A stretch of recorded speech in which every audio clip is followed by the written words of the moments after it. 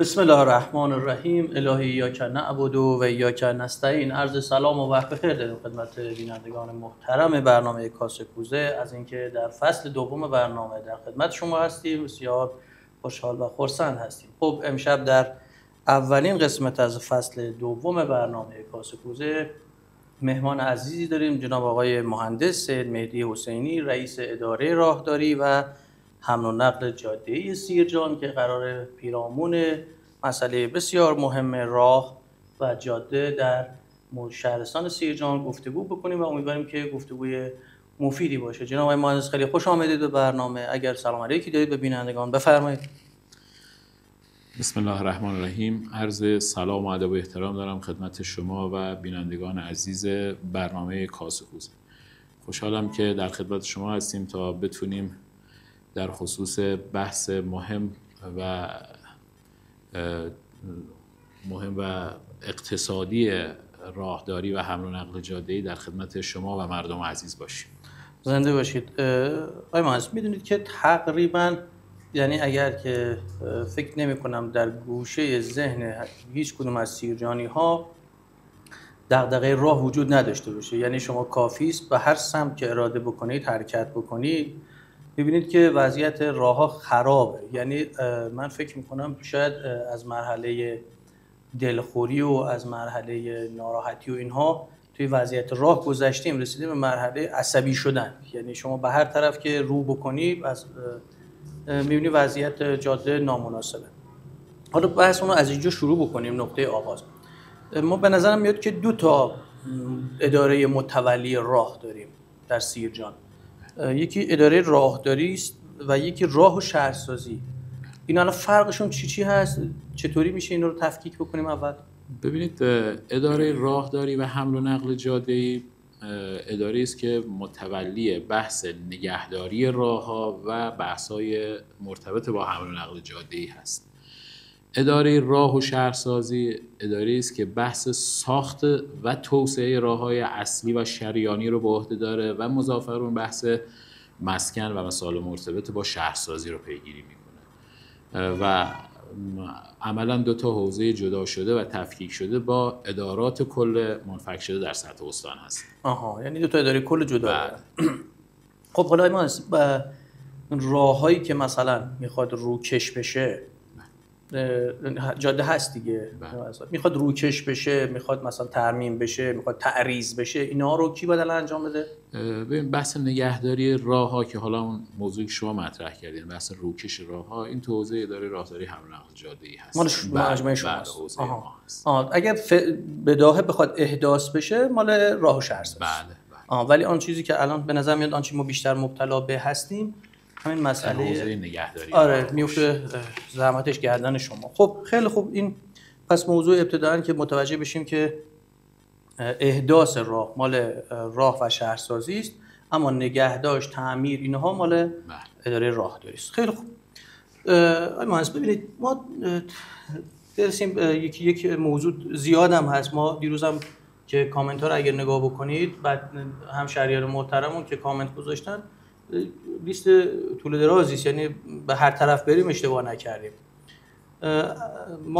من حالا یه شوخی هم بکنم با شما، میگم که اداره راهداری نیست الان دیگه، تقریبا توی سیرجان اداره بیراهداری است. یعنی راهی نمونده سالم که شما بخواید حفظش بکنید دیگه. از مرحله خرابی هم گذشتن. به طور کلی حالا اگر بخوایم یه توصیفی داشته باشیم از وضعیت راه‌های شهر سیرجان، ما چقدر راه داریم و اصلا وضعیت راهیمون چطوره؟ مطلوب افتضاحیم؟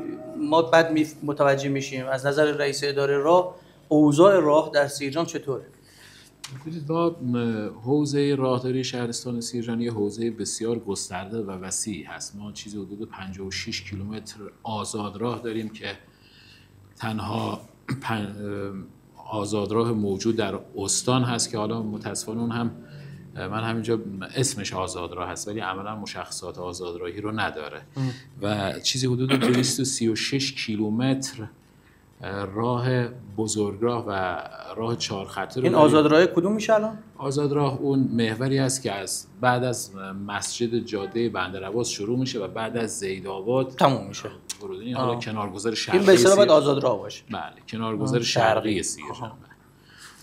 چیزی حدود 236 کیلومتر در 2 باند، یعنی عملا ما این 236 کیلومتر رو باید ضرب در 2 کنیم. یعنی به این تعداد ما راه بزرگراه و راه 4 خطه داریم و راه اصلی هم حدود 95 کیلومتر ما راه اصلی داریم. راه آسفالته فرعی 240 کیلومتر، راه روستاییمون هم چیزی حدود 417 کیلومتر آسفالته داریم، چیزی حدود 480 کیلومتر هم راه خاکی روستایی داریم. سرجم چیزی حدود 1530 کیلومتر راه در سطح شهرستان داریم که واقعا این حجم از کار و این طول راه ها در حوزه شهرستان سیرجان من شاید فکر میکنم برابری کنه با چند استان در کشور. این حتی طول راه های ما از چندین استان در سطح کشور بیشتر باشه. اگر اطلاعات آمار اونها رو هم قابل وصول هست، اون چیزی که حالا تو ذهن من هست. اما اینکه حالا شما میفرمایید وضعیت راه ها بسیار خراب هست و اون چیزی هست که کل کشور الان مبتلا به اون هست، یعنی سیرجان خاص نیست. ما در همه کشور یه جورایی به هر حال یه سری مشکلاتی بوده، یه سری معضلاتی بوده که وضعیت راه ها تقریبا مطلوب نیست. حالا با یک تولرانس کم و بیش بعضی شهرستان ها بیشتر درگیرن، بعضی شهرستان ها کمتر. البته سیرجان به دلیل حجم تردد بالایی که در محورها هست به واسطه وجود معادن صنعتی، معادن و مراکز معدنی و صنعتی، قطعا این حجم تخریب و از بین رفتن روی آسفالتی بسیار شدیدتر هست و حالا میطلبه که دستگاه اجرایی متولی از ما و حتی مجموعه مدیران ارشد شهرستان و استان هم به شدت تو این داستان ورود کنن که بحث تامین اعتبار این موضوعات پیگیری بشه و قدم مهمی برداشته بشه. من همینجا بحث تخریب راه‌ها رو خدمتتون عرض کردم تو حوزه سیرجان. ما واقعا بیشترین معضل رو در حوزه بارهای اضافه توناژ، در حوزه بحث معادن، در حوزه مراکز صنعتی معدنی داریم. حجم ترافیک بسیار بالایی هست و بر اساس قانون هم این مراکز باید ورود کنن، یعنی عملاً نه در حوزه مسئولیت اجتماعیشون، در حوزه اون چیزی که قانون بهشون مکلف کرده باید ورود کنن، همکاری کنن و ما بتونیم قدمی رو در جهت تسهیل این مسائل برداریم. کما اینکه سازمان راهداری حمل و نقل جاده‌ای هم خودش به شدت در خصوص تخصیص اعتبار به این راه‌ها و بحث بهسازی راه‌ها اعتبارات منظم و سالانه در بودجه صنعتیش می‌بینه که به هر حال اینا تکافوی این حجم از تردد در محورها رو نداره و باید فکر بهتری اندیشیده بشه. خب پس تقریبا حالا اون چیزی که از کلیت صحبت‌های شما من متوجه شدم این که شما تقریبا موافقی که اوضاع خیلی مطلوبی نیست دیگه. حالا روی هم رفته اوضاع جاده هامون خوب نیست. خب حالا اینو دونه دونه می‌خوایم بهشون بپردازیم و ببینیم که آیا اصلا اینا قابل حل هست، یعنی قراره که حل بشه یا قرار نیست، یا یه فکری باید بکنیم یعنی حلقه مفقوده کجاست. اساساً ما باید کاسه‌کوزه این وضعیت خراب رو سر رئیس اداره راه سیرجان بشکنیم، سر مدیر کل بشکنیم، سر وزیر بشکنیم، سر معادن، سر کجا، یعنی یه کسی رو باید ما پیدا بکنیم خلاصه ببینیم که به هر حال مردم که این وسط به نظرم خیلی گناهی ندارن دیگه، بنابراین زندگیشون میکنن. اولینش بحث جاده نجف شهر، یعنی شما از نجف شهر از میدان امام علی، میدان پلیس راه تا نجف شهر این تیکه مسافت خیلی زیادی هم نیست. من دیدم دیروز شما تشریف برده بودید با شهردار و معاون شهردار اینها اونجا داشتید یه سری کارهای انجام میدادید. واقعا در حد فاجعه است، یعنی اسفناکه برای شهری با این پتانسیل، با این ظرفیت ها، با این همه گردش مالی بالا، این تیکه اصلا یعنی شب شما دیدید که ماشینا لاستیکاشون پنچر شده و این مشکلات خیلی بدی اومد، یعنی توصیفش دیگه زیاد قسم حضرت عباس نمیخواد. این 3 قسمت داره ظاهرا، اون من دیدم. یک قسم بخشش رو باید شهرداری نجف شهر درست بکنه، یه بخشش رو باید اداره راه درست بکنه، یه بخش شهرداری سیرجان. من گفتگویی که با شهرداری نجف شهر داشتم سال گذشته، ایشون قول داد که تیکای خودشو آسفالت بکنه، هنوز که نشده. شهردار سیرجان هم وعده داده بودن که تا تیر ماه امسال درست بکنه. گفتن که اداره راه خیلی مثل که ظاهرا تمایلی به همکاری نداشته. این چقدر درسته و اینکه شما چرا اون تیکر کجاش مال شماست؟ چقدر اینجور نیست که ما تمایل به همکاری نداشته باشیم. ما از مجموع طول مسیر این 1000 مترش در حوزه راهداری است. کما اینکه همون 1000 متر هم یعنی یه جورایی هست توی محدوده‌ای که در حوزه راهداری هست شهرداری‌ها پروانه صادر کردن، یعنی عوارض رو گرفتن پروانه صادر کردن. به هر حال تو محدوده خدمات‌دهیشون هم نیست. اون هم حالا ما یه جورایی سنوات قبل گرفتن که تو حوزه راهداری هست. این که ما نخواهیم همکاری کنیم نه نیست. ما هم پیگیریم، ما هم پیگیر تامین اعتبار و بحث بودجه و تأسیس اعتبارش هستیم، ولی تفاوت کار ما با شهرداری‌ها در اینه که شهرداری‌ها به هر حال خودشون اختیار عمل دست خودشونه. میتونن تو بودجه سنواتیشون ببینن، میتونن خودشون اقدام کنن، رأساً اعتبار بذارن برای پروژه تعریف کنن. اما اون چیزی که در حوزه اختیارات ما هست، ما باید این رو انعکاس بدیم اداره کل تامین اعتبار کنه از طریق سازمان راهداری اعتبار تخصیص بدیم. پروسه ما طولانی‌تر میشه. یعنی نیستی که ما نخواهیم همکاری کنیم، نه، ما با هر جایی که به هر حال بحث مردم باشه، بحث رفاه مردم باشه، بحث فراهم کردن امکانات برای مردم باشه، ما پایکاریم و دوست داریم همکاری کنیم. ولی بحث مسائل دست و پایگیر اداری هست. یعنی ما مثل شهرداری‌ها قدرت مانور و قدرت عمل نداریم. ما باید یک درخواست بشه از سازمان راهداری، از معاونت وزارت راه و شهرسازی یک اعتباری برای یک پروژه تأسیس داده بشه و این بره در قالب یک مناقصه پیمانکاری اداره کل راهداری انتخاب کنه و اون کار تحویل بشه، انجام بشه. ما هم این رو پیگیری کردیم و به یه جاهایی هم رسوندیمش که انشاءالله بتونیم سال آینده حداقل این رو به مناقصه ببریم و یک پیمانکار برای این 1000 متری من باز تاکید می‌کنم بخش اعظم این کار در حوزه دوتا شهرداری هست. فکر کنم کل مسافت دیگه چقدره؟ من فکر می‌کنم 1600-700 متر در حوزه شهرداری نجف شهر هست، 1600-700 متر هم در حوزه شهرداری سیرجان، 1000 متر 1100 متر هم در حوزه ما هست. اگه الان ببینید یه چیز جالبی است. کما اینکه ما اصلاح می‌کنیم، ما حتی با شهرداری سیرجان حاضر شدیم برای اینکه کار یک دست بشه ما حاضریم تئاتر کنیم. درست. یعنی شما این کار رو در محدوده ما تو حوزه نجف شهر انجام بدید، ما محور سیرجان شهربابک که الان پیمانکار رو در حال فعالیت هست یه 600-700 متری از اونجا در حوزه شهرداری هست، ما رو بکش انجام بدیم که حالا دوستان به هر حال موافقت نکردن، حالا دلایل خاص خودشون هم داشتن، گفتن ما اونجا نیاز به آسفالت نداریم، اونجا آسفالتمون خوبه و مشکلی هم نداریم، ولی ما حاضر بودیم این تئاتر رو انجام بدیم. شاید اگه الان امروز شهرداری تصمیم بگیره دو تا شهر بود تیکای خودشون آسفالت بکنن، یعنی ما امروز بگیم که آقای کریم خواهش می‌کنم اینو تیکه خود با آسفالت، آقای مهندس پورایی هم بگیم که آسفالت، شما دقیقاً وسط درسته؟ بعد شما اگه وسط رو آسفالت نکنید، یعنی هنوز بخواید برید الان، یعنی ما این اداره شما که حضرت دارید تازه مسئولیتشو گرفتید، ولی خب مسئولیت داشتید دیگه، رئیس داشته. این پروسه مثلا چقدر باید طول بکشه؟ یه مثلا یه نامه‌ای رو بخواد 1000 کیلومتر راه، 1000 متر راست دیگه، 1 کیلومتر راه می‌خواسته آسفالت بشه، یه اداره می‌خواسته نامه بزنه، به قول شما بره اداره کل، بره اصلا تهران، بره اونور دنیا، حتی اگه با چاپار اصلا می‌خواست اینو ببره برسونه اونجا مصوبه بگیری بیاد، دیگه من چند سال طول می‌کشه. اقدامات انجام میشه، بحث مکاتبه نیست، بحث تامین اعتبار هست، بحث اینکه پول نه بعد 1 کیلومتر تامین اعتبار نمیشه.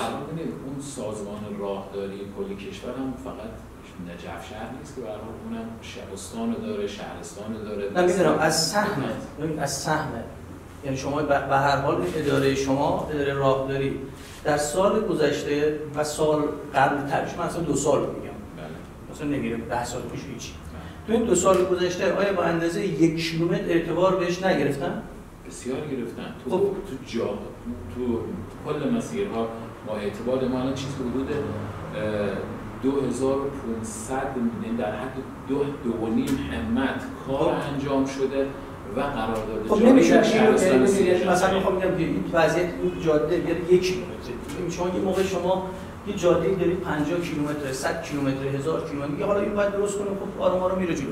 یه جایی 1 کیلومتره، یعنی مثلا یه چاله وسط یه خیابونه، یه ماشین میخواد بزنی توش، 1 کیلومتر رو نمیتونستن اینو توی این مدت برای 1 کیلومتر این همه جمعیتی همه ترافیکه واقعا.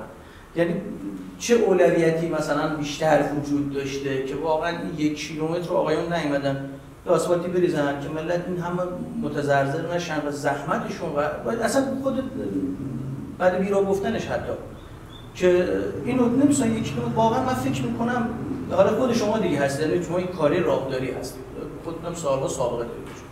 واقعا من اگه شما یه نفر به اداره راه می‌خواستی 1 کیلومتر اینو آسفالت بکنه واقعا ناتوان بوده. ببینید بحث ناتوانی نیست، بحث اینه ببینید ما شهرداری‌ها که اینقدر اختیار عملشون در اختیار خودشون بود، همه کار در اختیار خودشون، از بحث تخصیص اعتبار، بحث انتخاب پیمانکار هنوز کاری رو انجام ندادن، در صورتی که ما به هر حال این مقدمات کار رو انجام دادیم. ما مشاور آوردیم برآورد کرده، همین 1 کیلومتر چیزی حدود 40 میلیارد تومان مشاور برآورد کرده، چون به هر حال اونجا بحث اصلاح شیب هست. شما اگه دقت کرده باشید اونجا آبا تمام میان کنار جدول وای نیستن، یعنی این بحث اون زمان خیلی غیر اصولی این تعریض شده. کما اینکه من فکر میکنم این رو هم شهرداری‌ها یا به هر حال هر شکلی بوده تو حوزه راهداری تعریض انجام نشد، چرا که حوزه راهداری به هر حال حداقل این شیب‌ها رو رعایت می‌کرده و مضاف بر اینکه اون روزی هم که قرار شد ما این کار رو انجام بدیم، مطالعاتی که انجام شد روی این پروژه این واقعا زیر این آسفالت عملاً با نخاله اجرا شده، یعنی زیرسازی و لایه‌های زیر آسفالت مناسبی مطلوبی هم نداره. این هست که به هر حال کار عقب افتاد، مشاور اومد مطالعه کرد و همه این مسائل رو ما پیگیری کردیم. بحث اعتبارش هم به هر حال به یه جایی رسوندیم، ولی اینکه حالا به هر حال شهرداری‌ها شروع کنن ما قطعا شروع می‌کنیم. اگر آقای حسینی اگر به فرض اینکه الان آقای شهردار قول بده بگه آقا من از 2 هفته آینده 3 هفته آینده 4 روز دیگه هوا که خوب شد مثلا بهتر شد میخوام این تعریض اینو درست شد، آیا راهداری کمک میکنه دیگه یا نه هنوز شما باید برید دوباره به قول خودتون اعتبار رو بگیرید انم فلان بشه؟ قطعا ما تا زمانی که شهرداری‌ها بخوان کار رو به اتمام برسونن ما میتونیم کارو شروع کنیم، اینو ما میتونیم به یه جایی برسونیم. ما اینو به عنوان قول از شما بگیریم ان شاء الله که بتونیم. آره چون ما واقعا به بعضی چیزا یک کار به استخوان رسیدن، یعنی یه جایی میشه تحمل کرد. واقعا این تیکه اگر شما 2 شب پیش با خودتون تشریف بردید دیگه، فکر کنم امروز داشتید لکه‌گیری می‌کردن آقای شهرداری و خود استادی دیدن آقای فرماندار زحمت کشیده اومده اونجا و کارو جلو می‌بره. ولی واقعا این 1 کیلومتر رو یعنی جهادی کاچ بکنید دیگه، یعنی یه فکری براش بکنید. برای من خدمت عرض کنم که بخش عمده این داستان در حوزه شهرداری است. به هر حال ما هم سهمی داریم، ما هم به نسبت سهممون خدا خیر کنه. این موضوع اوله. حالا ما باز آقای معاون شهرداری رو میاریم روی خط ببینیم با اونا میشه چیکار کنیم. اما موضوع بعدی که حالا فکر می‌کنم باز شما با شهرداری شریک هستید، بحث کمربندی شاهد. اول اینکه آیا کمربندی شرقی یعنی تعریض کمربندی که 4 بانده بشه کمربندی شرقی که دیگه کامیون‌ها توی سیرجان نیان مربوط به شماست یا نه؟ نه، احداث راه در حوزه ما نیست. اون پس ارتباطی به شما نداره. احداث باند نه. خب پس هیچ. اون دعوا رو دیگه ما با شما نداریم دیگه. آره دیگه ما آسه بنده خدا رو بردیم اینجا امروز. خدمت شما عرض می‌کنم که پس میرسیم به این کمربندی داخل شهری خود. خب این از کجا مال شماست؟ کجا مال شهرداری؟ این هم داستانی داره. متأسفانه شهرداری پروانه‌ای تو حوزه این حوزه‌های نزدیک به شهر صادر میکنه، عوارض این رو میگیره و خارج از به اصطلاح محدوده خدماتش هست. خب میگه راهداری و حالا قانون هم یه جورایی به هر حال ما متوجه هستیم. ما از دور برگردون شهرک سارلا تا قبل از پل بازفرجان در حوزه ما هست، از پل بازفرجان به سمت پلیسا در حوزه شهرداری هست. از یعنی تقریبا از میدان شورا بعد از دور برگردون تا قاطع سارلا، حتی اون پمپ بنزین صدف رو بعد رد بشه، اون تو حوزه ما نیست. چیزای پیچیدگی عجیبی داره. از اینا دو سه مورد دیگه هم تو سیرجان هست که برای اون باشه. جالب، یعنی شما از پل باسرجان تا قبل از دور برگردون صدف مال داره. اون ور شما شهر داریم و شما شهر داریم. خیلی هم خوب. خب حالا این هم تیکش اتفاقا دعوا سر همین قصه است. این دیگه چرا قرار بزنیش نمی‌کنه کسی چجوری الان ما همین چند روز یعنی از این دور برگردانی که الان روی جعفرآباد ساخته شده. خب این چرا اینجوریه؟ چرا استاندارد ما بعد متوجه میشیم می‌خوام در دیوار ماشینا چپ میشن بعد مثلا می‌خوان روی بتون یا اینکه نه این بعد ساخته شده. ببینید قبل از اینکه این دور برگردون اصلاح بشه به هر حال اداره کل مطبوع ما اصلا تصمیم گرفت این دور برگردون باسفرجان رو ببنده و مدن بستن. به هر حال ما اون بحث یک پارچگی راه‌ها رو تو این قسمت بحث حذف نقطه حادثه‌خیز رو مطرح کردن و این دور برگردون رو بستن که نهایتاً از دور برگردون‌های بعدی تو حوزه شهری یا میدون استفاده بشه. نهایتاً فرمانداری اون زمان ورود کرد در قالب مسئولیت‌های اجتماعی که از شرکت‌های منطقه صنعتی رو آورد پای کار. این پروسه هم طول کشید، 3-4 سال طول کشید تا طراحی و اجرای این دور برگردون و نهایتاً دیگه پارسال فشار مضاعفی گذاشته شد بر این شرکت تا این رو تحویل داد. بعد این رو اجرا کرد و تحویل داد، ولی متاسفانه یک سری اشکالاتی توی این هست. حالا بخشم برمیگرده به عدم رعایت شهروندان. شما اگه اونجا برید می‌بینید دارن دور برگردون عکس دور می‌زنن. بله اونجوری میرن. این دیگه ببین بحث ناشی از اشکال طراحی و بحث‌های به اصطلاح نقطه حادثه‌خیز و عدم ایمنی نیست. این دیگه رو برمیگرده به شاید من خودم این دور برگردون رو عکس دور می‌زنم. برمیگرده به اون فرهنگی رانندگی مورد استفاده است. یه بخشش حالا دور زدن غلط این خوبا رو میگیم شهروندان بود، ولی واقعا این یه دفعه اصلا شما وقتی برید اگه شب یعنی شما یه عنوان یه مسافر از مثلا این مسیر طولانی از بندرعباس دارید میای و به نظر میاد که اینجا جاده هستید، میری حتما طبیعتا یا میافتید روی اون کارگاهی که اون بغل هست یا میخورید تو این جاده دیگه، دو راه بیشتر نداری برای عبور. بحث این دور برگردون بعد از حالا اون اتفاقی که افتاد، حالا شورای ترافیک استان هم حساس شد، اومدیم یکی دو تا بازدید انجام دادیم و همین امروز هم بازدیدی انجام دادیم. یک مشاوری رو اومد که بازنگری کنه ببینیم مشکلات کار چی هست. قرار شد فردا صبح بیان در اولین فرصت کسی برداشته‌ای تو محل انجام بدن، ببینیم حالا به هر حال کجاش نیاز به بازنگری هست و این رو تا آخر هفته گزارش رو به ما اعلام کنن و ما بتونیم اون موارد نقص رو رفع کنیم که انشاءالله قبل از سال مشکلی رو تو اون زمینه نداشته باشیم. حالا ببینیم تصمیم شورای ترافیک. یعنی واقعا من علم مهندسی ندارم، بلد نیستم چیزی از مهندسی، ولی با همین به عنوان یه آدم معمولی و شهروند یه چیز خاصی نیست، یعنی یه جایی که میخواد دور بزنه. این اینقدر طراحیش نیاز مثلا به مطالعات و محاسبات خیلی فنی داشته. واقعا چیز خاصیه. ببینید این جانبه اشتباه بوده. یعنی اومدن توی یه قوس، ما شما که کمربندی رو در نظر بگیرید از همون ابتدای ورود به کمربندی شما دارید وارد قوس میشید. مضاف بر این که به اصطلاح تصرف حریمه کمربندی بوده. یعنی کمربندی رو در سنوات قبل حالا به هر شکلی اومدن تصرف کردن، دیوارای توی نزدیکنه دیوارش نزدیک. یعنی بحث آزادسازی و معارض و اینا این محدودیت‌ها بوده. هر کجایی این کمربندی این دور برگردون قرار باشه احداث بشه، من به نظرم یک نقطه حادثه‌خیز هست، چون به هر حال این سراسر در یک قوس قرار میگیره. شاید اون زمان میشه طراحی بهتری هم انجام پیشنهادی مثلا به نظر شما میومد؟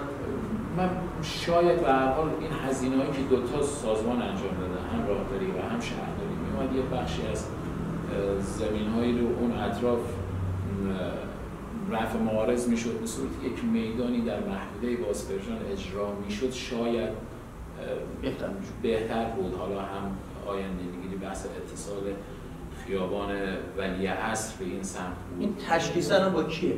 برای اینا رو ببین کار تخصصی نه فنی آیا اینجا مشاوره نه شورای ترافیک برای اینجا تصمیم گیری شما اداره را تصمیم گیری در حوزه کارهای تخصصی دیگه به هر حال مشاورین که انتخاب میشن برای پروژه اونا با مطالعاتی که دارن شاید هم نظر ما به هر حال سطحی و اون چیزی رو که می‌بینیم اعلام می‌کنیم سطحی باشه، ولی اون چیزی که مهندسین مشاوری که این طرح‌ها رو بر اساس اطلاعات آماری که حالا اخذ می‌کنن از مجموعه ترددات و ترافیک ها اونا میدن، این بر اساس این مشاورش رو ما اداره را مشاور شما انتخاب کردید؟ مشاورش هم همون شرکت پیمانکاری بود. خود پیمانکار اون شرکت معدنی صنعتی که قرار بود این طرح اجرا کنه، این مشاور نباید می‌گفتن به شما تصویب بکنید. به هر حال ببینید طرح رو می‌آوردن در سنوات قبل همکاران ما و فکر کنم تو شورای ترافیک هم این رو تصویب کردن. به هر حال شما اگه تو شورای ترافیک بودین تصویب می‌کردید؟ ببینید به نظر خودتون من اصلا با این تو قوس اجرا کردن این اصلا مشکل دارم، یعنی اینکه تو قوس اجرا شده جانماییش به هر حال وقتی نمیشه باید مسدودش کنیم بریم جایی که یه مسیر صاف و در دسترس هست. ملتی که اونجا دی آدم روستاست دیگه، یا صورت مسئله رو باید پاک بکنیم و بندیمش کنیم دیگه اینجا نه برن دو برگردون صدف دور بزنن اونجا همون روبروی، یا اینکه خدمت شما یه فکری به یا باید زیرگذر میومده که از زیر بیان عبور کنن ملت رد بشن برن، یا اینکه به قول شما میدان میشده. یعنی نمیدونم با خدا این شرایطی که الان هست، یعنی من فکر میکنم اومدیم به قول شما به اون 135 نقطه حادثه خیز استان کرمان که در صدر نقاط حادثه خیز کشور هست استان کرمان، ما یه نقطه اضافه کردیم عملا. ببینید از اون وضع موجود اولیه‌اش که خیلی بهتر شده. آره اون چیزی که اصلا اونجا یک هرج و مرج ترافیکی بود. اون واقعا یک پنجراهی بود. از اون وضع که خیلی بهتر شده. و من معتقدم دیگه حالا اگر ما اصرار داشته باشیم که این نقطه رو حفظ کنیم، یه سری اصلاحاتی تو باندای رفت و برگشتش انجام بشه، حالا با توجه به اون برداشت‌های اولیه‌ای که ما امروز داشتیم، یک سری اصلاحاتی انجام بشه، شاید شرایط خیلی مطلوب تر بشه. من یه چیزی حس میکنم که حالا نمیدونم، من توی شهرداری هم این در مورد شهرداری هم این احساس برای من وجود داره، شاید هم غلط باشه، خیلی کارا کند پیش میره. آیا این طبیعی است؟ یعنی ما حوصله‌مون کمه یا واقعا این کارا خیلی آرام، یعنی در شرایطی که مثلا من شهروند هر روز شما خاطرتون مثلا از سال گذشته 1 سال داره زیرگذر همین باسرجان درست میشه، یعنی 1 سال گذشت، حالا الحمدلله فکر میکنم الان آماده بهره برداری است. این 1 سال برای آدم‌هایی که قراره بیان از باسرجان هر روز برن بچه‌شون رو برسونن مدرسه و برگردن بیان یه عمره، ولی شاید مثلا برای اون آدمایی تو اداره نشسته باشن خیلی طبیعی بیاد. آیا کسی اون توی مجموعه شما این حال مردم رو شما متوجه میشید اونجا؟ برای ما خودمون هم مردمیم، ما جدا از مردم نیستیم، ما خودمون داریم از این کنارگذرا، از این دور برگردونا، از اینا استفاده میکنیم. خودمون هم اگر خطری متوجه مردم باشه متوجه خود ما هم هست، ما هم دیگه تافته جدا بافته از مردم نیستیم، ما همین مردمیم، اقوام ما هم دارن از اینا استفاده میکنن، ما هم این دغدغه رو داریم. ولی ببینید بحث اینجا 2 تا مقوله مطرح میشه، یکی بحث پروسه روند کارهای اداری که حالا به هر حال این تو همه حوزه‌ها یه جوری خسته کننده است. من اگه خودم یه کار شخصی داشته باشم بخوام برم تو یک اداره واقعا بعضا خسته کننده است. بحث دوم بحث مسائل فنی کار هست. یعنی شما ببینید مثلا حالا دوستان اهل فن بهتر میدونن که بحث مثلا یک بتونی رو شما بخواید فراوری کنید، بخواید عمل آوری کنید، زمان میبره، یه پروسه نیاز داره انجام بشه، بحث تست بتون، مقاومت ها و این مسائل هست، بحث مشکلات پیمانکاران، عدم تأمین نقدینگی پروژه، همه اینها دست به دست هم میده که پروژه طولانی بشه. کما که همه الان ما هم تو خیلی پروژه هامون به این معضل درگیر هستیم و مبتلا به این هستیم. آیا شهرداری قرار کاری بکنن تو این تیکه برای شما یا نه؟ شهرداری دیگه نه، شهرداری دیگه یعنی از الان پس از ما از پل باسفرجان آمدیم پایین، بله. با هر مشکلی خوردیم، آیا حسین نیستی؟ تو حوزه راهداری املاق جاده‌ای هست. پس بنابراین ما خیلی مشکلی با دیگه شهرداری تو این تیکه ندارید شما که بگید حالا نه عملا این تیکه بخوایم از آقای شهردار که مثلا شما این کار رو انجام بده یا مثلا انجام نده، پس دیگه نیازی به ایشون ندارید. شهرداری‌ها میتونن اینجور جایی کار کنن و فعالیت کنن، قوانین هم بهشون اجازه میده، ولی به هر حال خب اونا پروژه خاص خودشون الان برای اصلاح این قسمت این در واقع مجموعه‌ای که حالا از همون پل واسطه‌شون تا اونجا، خب واقعا حالا یه بحث دیگه هم هست، یعنی اینجا ورودی شهره، یعنی از این مسافری که میخواد بیاد از اینجا عبور میکنه، واقعا هیچ جلوه بصری، یعنی یه مش تیر چراغ برق کج و واج، دو تا کابلای پاره آویزون، بعد اینم وضعیت این دور برگردون، یعنی دقیقاً اگر بخوایم مثلا بگیم یه چیز زشتی رو اگه بخوایم به نمایش بگذاریم، همین قسمت کمربندی شاهد هست. اینو نمیشه مثلا یه رنگ آبی حداقل بهش داد، غیر از اون که حالا اصلاح کنیم تابلو از شب تاریک. نمیدونم چرا بحث برقش رو ما الان همونجا با مشکل وجود تیرای برق تو حریم راه، یعنی دقیقاً تو شونه جاده ما تیر برق داریم، ما ترانز برق داریم، ما این مکاتبات انجام میدیم. بحث جابجایی اینا رو ما باید اداره برق به هر حال باید حریم راه رو رعایت کنن. اینا بله معضلاتی هست که نیاز داره چند تا دستگاه با هم هماهنگ بشن اینا رو انجام بدن.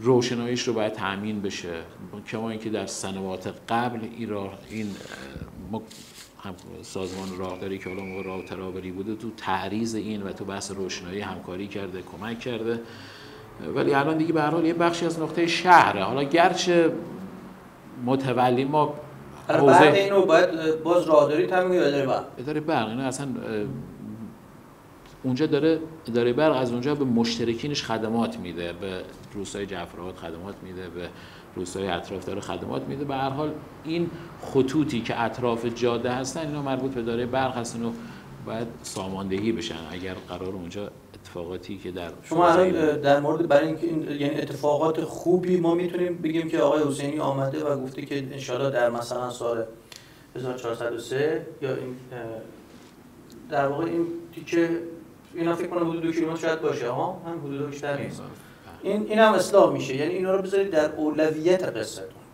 قطعا این بزرگترین دغدغه یعنی شخص بنده همین تقاطع بازفرجان است، یعنی واقعا یکی از دغدغه‌های اصلی من تقاطع بازفرجان است و شاید من بیشترین وقتی رو که چند روزه روی این گذاشتم تقاطع بازفرجان بوده. امیدواریم به هر حال امیدواری هست ان شاء الله بتونیم. من فکر میکنم بازرس ویژه اومده بود، کسی از اداره کل اومده بود پریروز اینجا، درسته؟ ما معاون راهداری اداره کل اومد، شب رفتیم حتی اونجا رو هم بازدید کردیم. من فکر میکنم ما قرار باشه اینجور پیش بریم که یک سری اقدامات اولیه انجام بدیم برای قبل از سال که حداقل این نقطه رو ایمان کنیم، گرچه ممکنه حالا مردم با یه چالش‌های روبرو بشن، به هر حال اون اقدام اساسی رو بذاریم برای بعد از سال، چون واقعا دیگه الان نمیرسیم توی یک ماه بتونیم کاری رو انجام بدیم که یه کار ریشه‌ای رو اونجا انجام بدیم، بعید میدونم، ولی با این حال ما سعی خودمون رو انجام میدیم، ولی اون چیزی که هست ما بتونیم یک سری اصلاحات موقت رو برای ایام نوروز اونجا انجام بدیم که انشالله مشکلی نداشته باشیم، برای بعد از سال هم انشالله یک فکر اساسی بکنیم. واقعا ببینید هر لحظه اونجا جون یه آدمی است. بعضی وقتا بعضی مسائل اگرچه ممکنه در سیر روند طبیعی به قول شما اداری و اینها عادی باشه، اما واقعا برای جان آدم‌ها اون هر لحظه ممکنه همین اتفاقی که چند شب پیش افتادی، مسافری آمده بود و خدمت شما عرض کنم آسیب دیدن و خب اینها جون آدم هست اونجا. من فکر میکنم اینو هر چقدر، یعنی حتی اگر من البته شما را به عنوان همینطوری خودتون فرمودید که ما هم شهری هستیم، تو هم شهری زندگی میکنیم، اقوام شما همینجا هستن، فکر میکنم یعنی شبها باید از دغدغه واقعا آدم از نگرانی خواب نره، یعنی برای این کارا که به خاطر 2 کیلومتر مسافت جان آدمی از بین بره، مردم تو این گرونی‌ها حالا ماشینشون خراب بشه، اتفاقاتی بیفته. من باز میخوام از طرف مردم از شما خواهش بکنم بیشتر پیگیر موضوع بشید و این روند رو دنبال بکنید. ان شاءالله که ما در سیر دوم که در خدمت شما برای این موضوع هستیم، حداقل ما دیگه نیاز به پیگیری جاده نجف شهر و کمربندی شاهد حداقل از این مسیر نداشته باشیم. سلام علیکم جناب مهندس، حال شما چطوره؟ حسینی هستم از برنامه کاسه کوزه. شما خوبید؟ سلامت باشید. ما در خدمت جناب آقای حسینی ریاست محترم اداره راهداری و حمل و نقل هستیم. صدای شما هم روی آیفون مردم دارن میشنون و لذا یه موضوعی رو خواستیم خدمتتون آقای مهندس ازتون سوال بکنیم. اون هم این هستش که جاده نجف شهر رو، یعنی از میدان پلیسرا تا نجف شهر رو، این بارندگی اخیر دیدم که حضرت عالی هم امروز صبح بود یا دیروز بود اونجا تشریف برده بودی و لکه گیری می‌کردیم. آقای مهندس میگن که 1000 متر ظاهرا از اون مسیر مال اداره راه هست، درسته؟ ببینید، من سلام عرض میکنم خدمت همه شهروندان عزیز و بزرگوار. من از اینکه چقدرش متعلق به اداره راه اطلاع ندارم. بله. اما اینو عرض کنم خدمتون که ما بر اساس اون به قول معروف بازدیدهایی که انجام شد و قولی که به مردم عزیز دادیم، 1000 متر از این مسیر رو، یعنی از میدان امام علی به طول 1000 متر که تقریبا 700 و 780 مترش محدوده ما هست.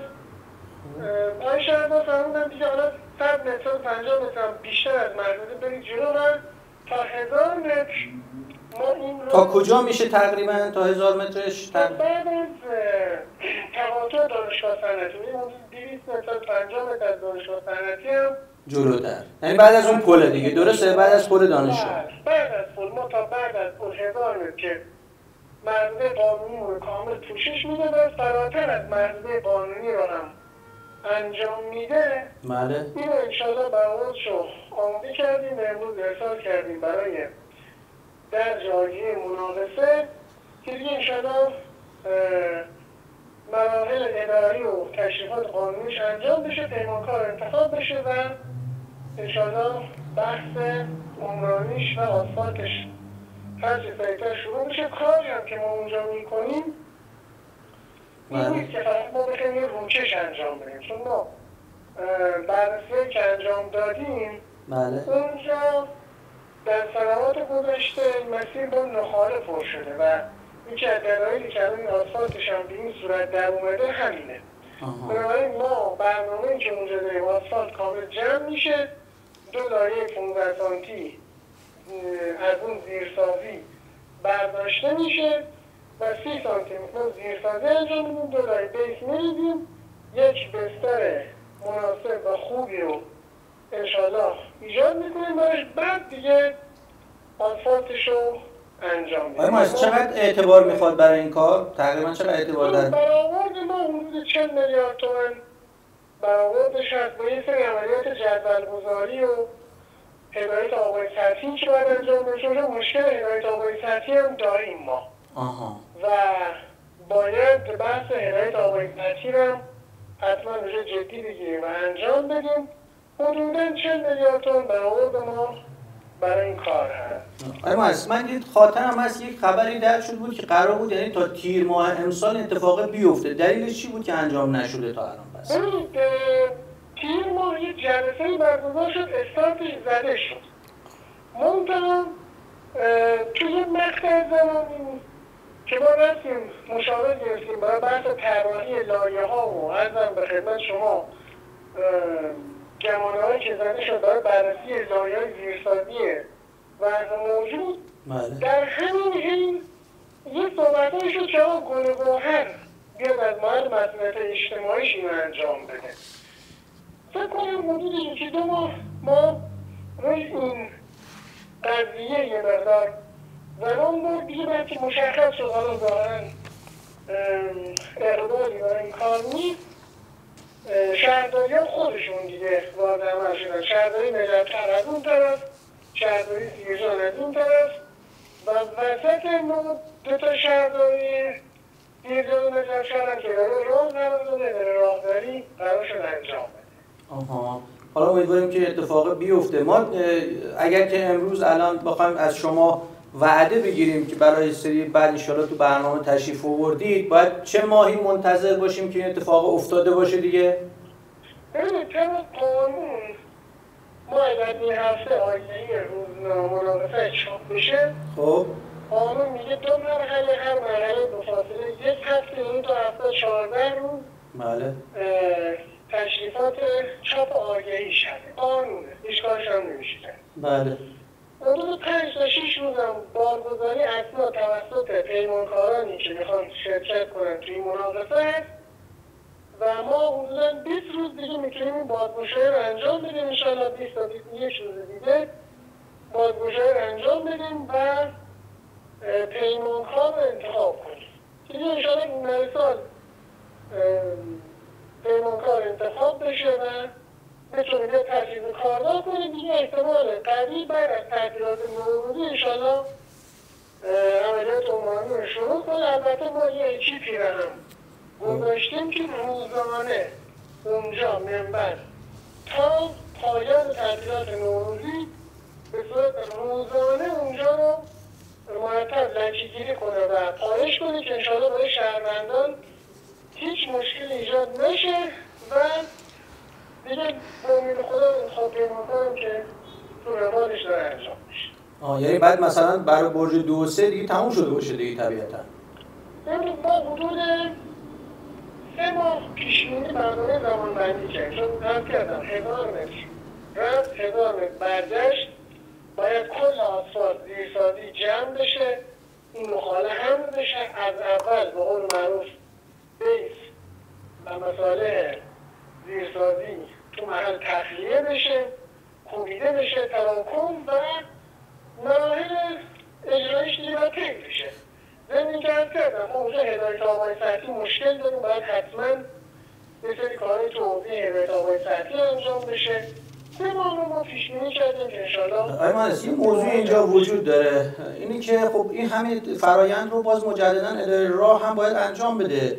نمیشه یه مثلا تهاتر بکنید دیگه اون تیکر رو شما انجام بدید، اونها وگرنه اونها هم باید دوباره بیان پیمانکار بذارن، مناقصه بذارن، فلان بذارن، اونم 6 ماه اون یعنی باز یه اونا این کار همزمان با انجام بدن. اونا هم مثل ما از چند ماه پیش بالاخره خبر داشتن که این مسیر یه مسیر نامناسبی است برای شهروندان. همین کاری که ما کردیم در چند ماه پیش شروع کردیم، امروز رسیده بود به مرحله مناقصه رو آگهیش می‌کردیم که اونجا که مابقیش خارج از محدوده این مورد و ضمن اینکه به قول معروف بحث تهاتر داره میره تو فرآیندهای اداری و پیچیده میشه. یه سری قوانین خاصی داره که انجام نشه بهتره. ما وظیفه خودمون رو تو محدوده قانونی رو انجام میدیم، اون بزرگوارم تو محدوده خودشون انجام بده، هیچ مشکلی هم پیش نمیاد. انشالله که خیره.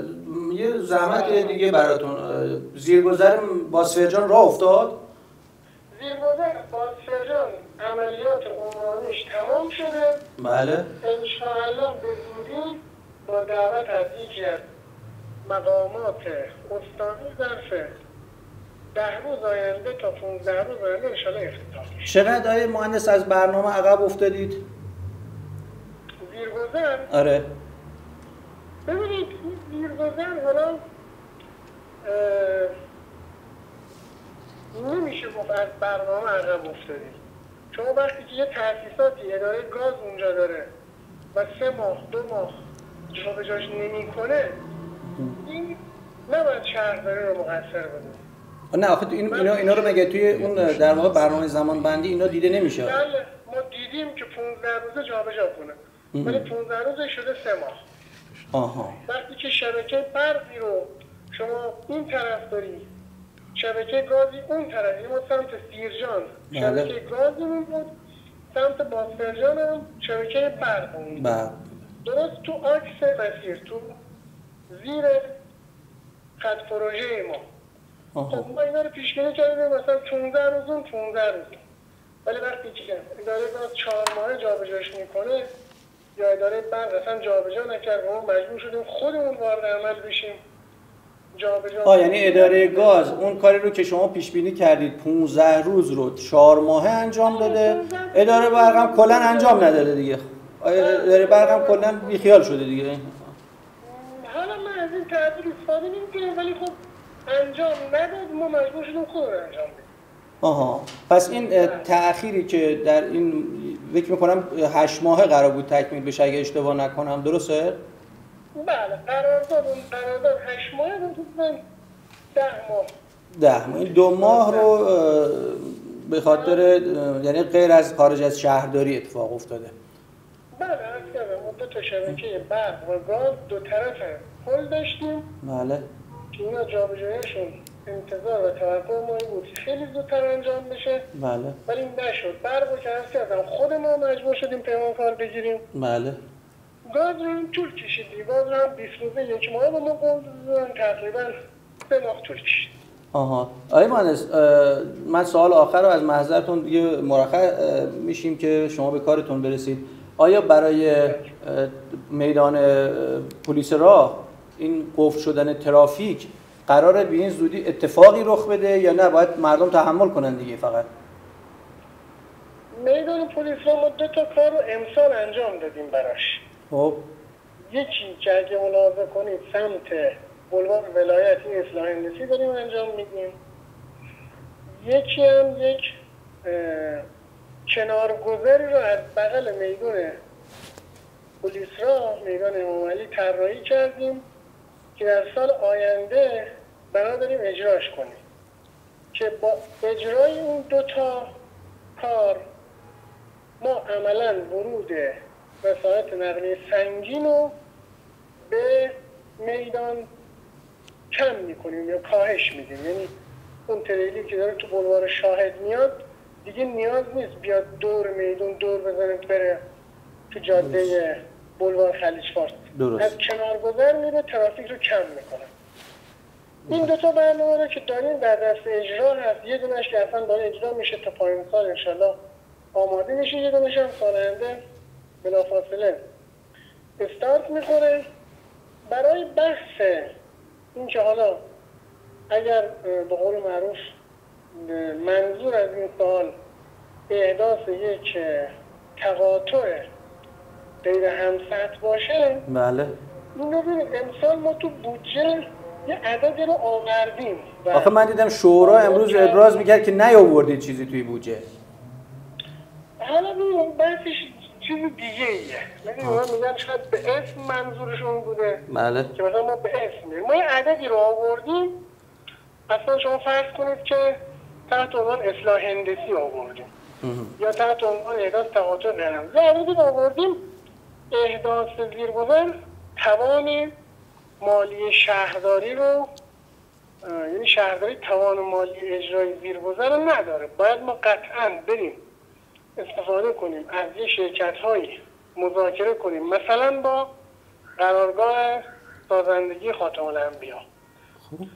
همین کاری که تو کرمان کردن. حداقل الان 700-800 میلیارد تومان پول میخواد. ما یه عددی رو آوردیم که بتونیم توی سال آینده بر اساس اون بریم اونجا رایزنی کنیم، مثلا میگم با قرارگاه خاتم. پس حالا عملاً آقای مهندس عملاً میشه گفت فعلا در دستور کار نیست دیگه، اعتباری نیست براش اینجوری دیگه تا حالا پیدا بشه و ان شاءالله خیر. نه نمیتونم بگم در دستور کار نیست. ما هر چیزی رو که تشخیص بدیم در حوزه ترافیک برای شهروندان لازمه میریم دنبالش. نه یعنی اینکه ما منتظر باشیم مثلا سال آینده این احداث بشه خیلی نباید همچین انتظاری داشته باشیم. دیگه گذشت زمان زمینی که یک تقاطع غیر همسط میشه قرار 1 ساله ساخته بشه. نه یعنی مثلا من سال آینده از اونجا رد بشیم ببینیم مثلا ستوناش اومده بالا، یعنی منظورم اینه که اعتبارش تعیین شده فقط اجراش طول بکشه، یعنی هنوز بس اعتبارش اینو که من نمیتونم بگم بله، نمیتونم بگم خیر. چون هم باید آقای شهردار باشن هم شورای شهر. حالا یه چیز آقای مهندس، ما سال گذشته با آقای شهردار که صحبت می‌کردم همین بحث‌های در واقع اصلاح هندسی کنارگذر اینا رو پارسال ما صحبت می‌کردن. آقای شهردار برای من توضیح دادن که قرار همین اتفاق، همین توضیحی که از سالی دادید همین اتفاق بیفته، ولی الان 1 سال اتفاق نیفتاد. او هم ایرادی گیر جای اداره دیگری بوده یا نه؟ نه ساینسی که اصلا الان یه دونش که داره. خب این الان هنوز تازه داره انجام میشه، ولی خب اینی که من دارم خدمتتون عرض می‌کنم 1 سال هم شاید آقای دکتر کریمی که پیش اینجا توی برنامه ما خدمتشون بودیم توضیح داد برای من که قرار اینجوری بشه. من نمی‌دونم که حالا کی شما با این شهردار 1 سال شده، تقریبا 1 سال شد. آره 1 سال، ولی خب من دیدم که انجام نشد. گفتم یعنی شاید اون هم مانعی سر کار راهش هست یا نه فقط حالا گیرگور اداری خودتون بود. این طرف گفتم رازگرد و طراحی که انجام شدن یه رازگرد نیست که ما فردا بریم بیل و لوده رو ببریم اونجا شروع کنیم. بله. باید طراحی بشه، باید مهندس مشاور تو حوزه ترافیک بیاد اینو بررسی کنه، ارزم به خدمت شما شبیه سازی کنه، پیچ ترافیک رو ببینه، ارزم به خدمت شما وضعیت موجود رو ببینه، یه طرحی بده. اصلا ما انجام دادیم، برای اون کنار گذره انجام دادیم. اون طرف هم تو بلوار ولایت هم که داریم اونو دیدم داره انجام میشه، دیدم یه کاری داره. آره اون خیلی هم خوب. خیلی ممنون از پاسخگوییتون آقای مهندس. خدا قوت میگیم، خسته نباشید میگیم، دست شما درد نکنه. ممنون، پاسخگو بودین ان شاءالله. گفتگو کردیم با جناب آقای مهندس مکی‌آبادی، معاون عمرانی شهردار سیرجان و خب بنده خدا پاسخگو بودن. ممنونم. شما فرمایشی دارید آقای مهندس؟ تشکر میکنم از جناب عالی و همچنین مردم عزیز و شریف شهر. انشالله که کارهایی که شهرداری انجام میده و قطعاً بر اساس نیازها و نظرسنجی‌هایی که از شهروندان انجام میشه. ما اولین اولویت این که ببینیم شاخص‌هایی که شهروندان دنبالش هستن چیا هست.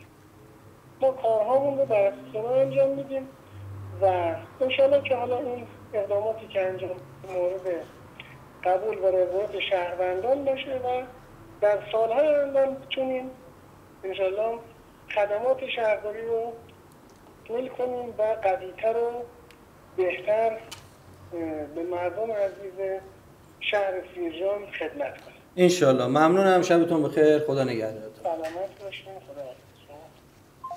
خب شنیدید صحبت‌های جناب آقای مکی‌آبادی، معاون محترم شهردار رو. ایشون گفتن که دیگه کارشون انجام میدن و حالا این یه چیز بدی میشه. امیدوارم که من میخوام باز تاکید بکنم از حضرت که اگر قراره که شهرداری این کار رو انجام بده، شما به هر طریقی ممکن اینو همراه اونا انجام بدید که اگر قراره یه مزاحمتی برای مردم، یه لاین بسته بشه، باز دوباره یه لاین شما نبندید، باز دوباره اون ببنده، یه بارم شهرداری نجف شهر ببنده. داستان نیست. 2 کیلومتر راه رو 3 تا مجموعه، یعنی اداره راه شهرداری سیرجان، شهرداری نجف شهر باید دست به دست هم بدن که این بتونه به نتیجه برسه. شما این رو اگر که حالا اون فرآیند اداری شما عقب‌تره، یه سرعتش بهش بدید که این همراه بشه حداقل. ان شاءالله در برج مثلا 2 و 3 و 4 و اینها دیگه وقتی از اونجا عبور می‌کنیم بگیم که ببینیم که اتفاق خیلی خوبی اونجا افتاده و از این عبور کردیم ان شاءالله. ولی بهتر این بود که حالا شهرداری‌ها چون میگم تو حاشیه این محور پروانه صادر کردن، عوارضش رو گرفتن و یه جوری این فصل مشترک میافتاد بین به هر حال هزینه‌هاشو اخذ کردن. من گفتم هم خدمت‌های به ظاهرا که میگن که من گفتم تهاتر بکنین همون مسئله رو شهرداری نپذیرفت دیگه. حالا اگه شاید خود حضرتاری باز مجدد یه آیه دکتر کریمی پور بعد اگر که امکانش هست با آقای مهندس حسینی بنشینید، با شهردار آقای مهندس صفورایی بشینید، با هم 3-4 نفری این تیکه رو یکیتون متولی بشین. این جایی دوری نمیره از این جیب اینوری دولت اون مردمه. به خدا مردمی که از اون مسیر روزانه عبور میکنن به سطوح آمدن. اینو من از سمت مردم قسم حضرت عباس میخورم که به خدا به سطوح آمدن. اینو یه کمکی بکنید. من باز خواهش میکنم یه جلسه مشترک بذارید، خدا کریم آقای کریم پور مساعدتی بکنن با شما و این مشکل حل بشه. خب بگذاریم از بحث نجف شهر و کمربندی شاید و امیدواریم که اینو آقای مهندس حسینی قول دادن این دوتا حل بشه. آقای مهندس، جاده سیرجان کرمان، بله، این تیکش میگه با چند کیلومتر مال ماست؟ ببینید ما تو محور سیرجان کرمان چیزی حدود تقریبا 75 کیلومتر حوزه راهداری هست، علیرغمی که حوزه راهداری با حوزه تقسیمات کشوری منطبق نیست. یعنی تقسیمات کشوری ما عقب‌تر از حوزه راهداریمون است. ما حدود 10-12 کیلومتر حوزه راهداریمون تو شهرستان برسیر اتفاق میفته. ولی به هر حال حوزه راهداری با ما هست. ببینید یک سری اتفاقاتی در سنوات خیلی قبل، زمانی که حالا به این محورها به بهره برداری میرسیدن افتاده، حالا به هر حال تحت فشارهای سیاسی، اجتماعی و شاید هم اون روز به حق بوده که به هر حال علی‌رغم تکمیل شدن کامل لایه‌های آسفالتی این محورها رفتن زیر بار ترافیک و این خودش تخریب مضاعفی رو به محور ایجاد کرده. به هر حال این خرابی ها ناشی از اون هست که این لایه آسفالتی محور اون زمان تکمیل نشده. یعنی به هر حال توی یه مقطعی به هر حال فشارهایی بوده، سیاسی بوده، اجتماعی بوده، به هر حال و شاید هم اون روز به حق بوده به هر حال سریعتر این راه دوبانده بشه. یعنی راه رو اون محکمی نساختن. ببینید لایه های آسفالت کم بود، مثلا 2 لایه آسفالت میواسط باشه، مثلا 1 لایه آسفالت رفته زیر ترافیک. این مثلا حالا ما تو زمان معلم میگیم سیاه‌کاری کردن رفته. نه نمیشه اسمش بذاری سیاه‌کاری. ببینید به هر حال پروژه به اتمام رسیده، به لحاظ مبلغ قراردادی پر شده، نیاز بوده که دوباره پروسه اداری طی بشه، بیاد یه پولی بیاد، یه قراردادی منعقد بشه، بعد این زمان بر بوده. اون روز به هر حال مسئولان تصمیم گرفتن به هر حال دوبانده شدن این تحت شرایطی بهتر از اون راه یه بانده است و الحق هم همین بوده که به هر حال حالا باشه یه لایه آسفالت کمتر، هر چیز زودتر این زیر ترافیک بره به هر حال تلفاتش کمتر میشه و اون روز تصمیم گرفتن این کار انجام دادن و دیگه بعدش هم این تخریب تصاعدی شده. حالا بگذاریم از این مسائل. ما تو محور سیرجان کرمان همونجور که مستحضر هستید، خب ما یه هم باند رفت هم باند برگشت تو تقریبا تابستان سال گذشته حدود تا حسین آباد رو روکش کردیم. باند رفت روکش شد، باند برگشت علاوه بر روکش یه اصلاح شیب ارضی هم اونجا انجام دادیم. حالا این به آمار پلیس رو میتونید برید اخذ کنید. ما تقریبا واژگونی هایی که از سمت حسین آباد به سمت سیرجان داشتیم محدود استعدادسیما تقریبا به 0 رسیده. قبلا شیب جاده به شکلی بود که شما اگر تغییر لاین میدادید به هر حال ماشین منحرف میشد. الان خوشبختانه این مشکل ما اونجا شونه سازی انجام دادیم به صورت امانی با ماشینالات خودمون و پیمونکار هم که روکش آسفالت رو انجام داده. ما تو باند برگشت 2 تا قرارداد دیگه در دست اقدام داریم، یعنی قرارداد منعقد شده، پیمونکار انتخاب شده ولی متاسفانه خود به فصل سرما، یعنی ما حول و حوش 40 کیلومتر از این محور رو هم به محض اینکه شرایط آب و هوای اجازه بده 20 کیلومترش که قطعاً 20 کیلومتر بعدیش هم حالا پیمانکاری سری مشکلات مالی داشته که انشاءالله امیدواریم که اون هم مرتفع بشه و بتونیم تو 3-4 ماه اول 40 کیلومتر راه رو در محور سیرجان کرمان قسمت‌های بسیار خراب شده رو بتونیم اصلاح کنیم. همینجور یه پیگیر تامین اعتباری هستیم برای باند برگشت که اون رو هم استارت بدیم، انشاءالله بتونیم تو سال آینده به بهره برداری برسونیم. اگر به هر حال مشکلات مالی پیمونکارا، مشکلات مالی این پروژه ها حل بشه، ما انشاءالله تو 6 ماهه اول سال 1404 اتفاقات خوبی تو بحث روکش راههای شهرستان خواهیم داشت. ببینید ما الان خدمتتون عرض کنم ما تو همه راههای فرعی و اصلی شهرستان ما قرارداد فعال داریم. خب نه ببین ببینید شما مثلا یه اتفاق این شکلی میفته، شما رفیق قرارداد بستید، بعد پیمانکار بیاد کار کنه. پیمانکار خب پول میخواد دیگه. همین من بحثم همین. من خیلی پول بهش ندید خب کار. ببینید ما بحث اعتباراتمون از 2 محل هست. ما یه بحثی اعتبارات استانی داریم، یه بحثی اعتبارات ملی داریم. ما عمده پروژه‌ای که تو سیرجان الان داریم از بحث اعتبارات ملی هست. خب به نظرم بهتره، خیلی بهتر است. ولی متاسفانه امسال یه اتفاقاتی تو سازمان راهداری کل کشور افتاد که به هر حال رفتن به سمت نوسازی ناوگان. یه بخشی از اعتبارات صرف اون پروژه ها شد. یعنی عملاً یه مقدار امسال تو سال 1403 بحث تأمین اعتبار پروژه ها بهتر میشه که تو سال 1404 قطعاً بهتر میشه. این کاری که ما میتونستیم توی فرصت 1 سال بکنیم به هر حال این رو به مرحله قرارداد برسونیم که خوشبختانه رسوندیم. یعنی یک کاری الان بستر آماده، پیمانکار انتخاب شده، همه الان چیز برای این 40 آماده کیلومتری که فرمودید بله. برای این الان اعتبارش آمده یا اینم نیومده هنوز منتظرید؟ قرارداد منعقد شده، خب. پیمانکار انتخاب شده، فقط بحث تزریق ریالی پول هست. خب به نظرتون حالا این تزریق ریالی که یه بخشش انجام شده، خب. یه بخش دیگه‌ش هم تو سال 1400 اوایل سال انشالله انجام خواهد شد. چون میدونید این تیکه‌ای که حالا این تیکه هست که دیگه سمت گودار اونجا بله. میشه، دیدی واقعا وحشتناکه اصلا. این سمت گودار قطعا شرایط آب و هوایی اجازه بده، خب. حتما به محض که شرایط آب و هوایی اجازه بده اونجا شروع خواهد شد. این قطعا قول بدیم دیگه اینو انشالله. خب مردم این تیکه‌شو همین تیکه‌ای که خیلی خرابه، بله هولوش 20 کیلومتر به محض که شرایط آب و هوایی اجازه بده این انجام خواهد شد. خبر خوبی است که به هر حال این تیکه هم درست بشه و حالا ما مردم تحمل دارن دیگه. فقط یه سوال، این تیکه‌ای که از اینجا تا حسین آباد رو روکش کردن با ماشین سواری که میری خب خیلی خوبه، دیگه خوبه، اما من با کامیون رفتم این همینجور میپره ماشین، یعنی موج داره. آیا این زیرسازی باید اینو جمع می‌کردن دوباره یا این اشکال از پیمانکاری که اونجا نظارت نشده روش؟ به نظر میاد که اون آسفالتی که انجام شده اون ایدئال، یه آسفالت شیک خوب نشده.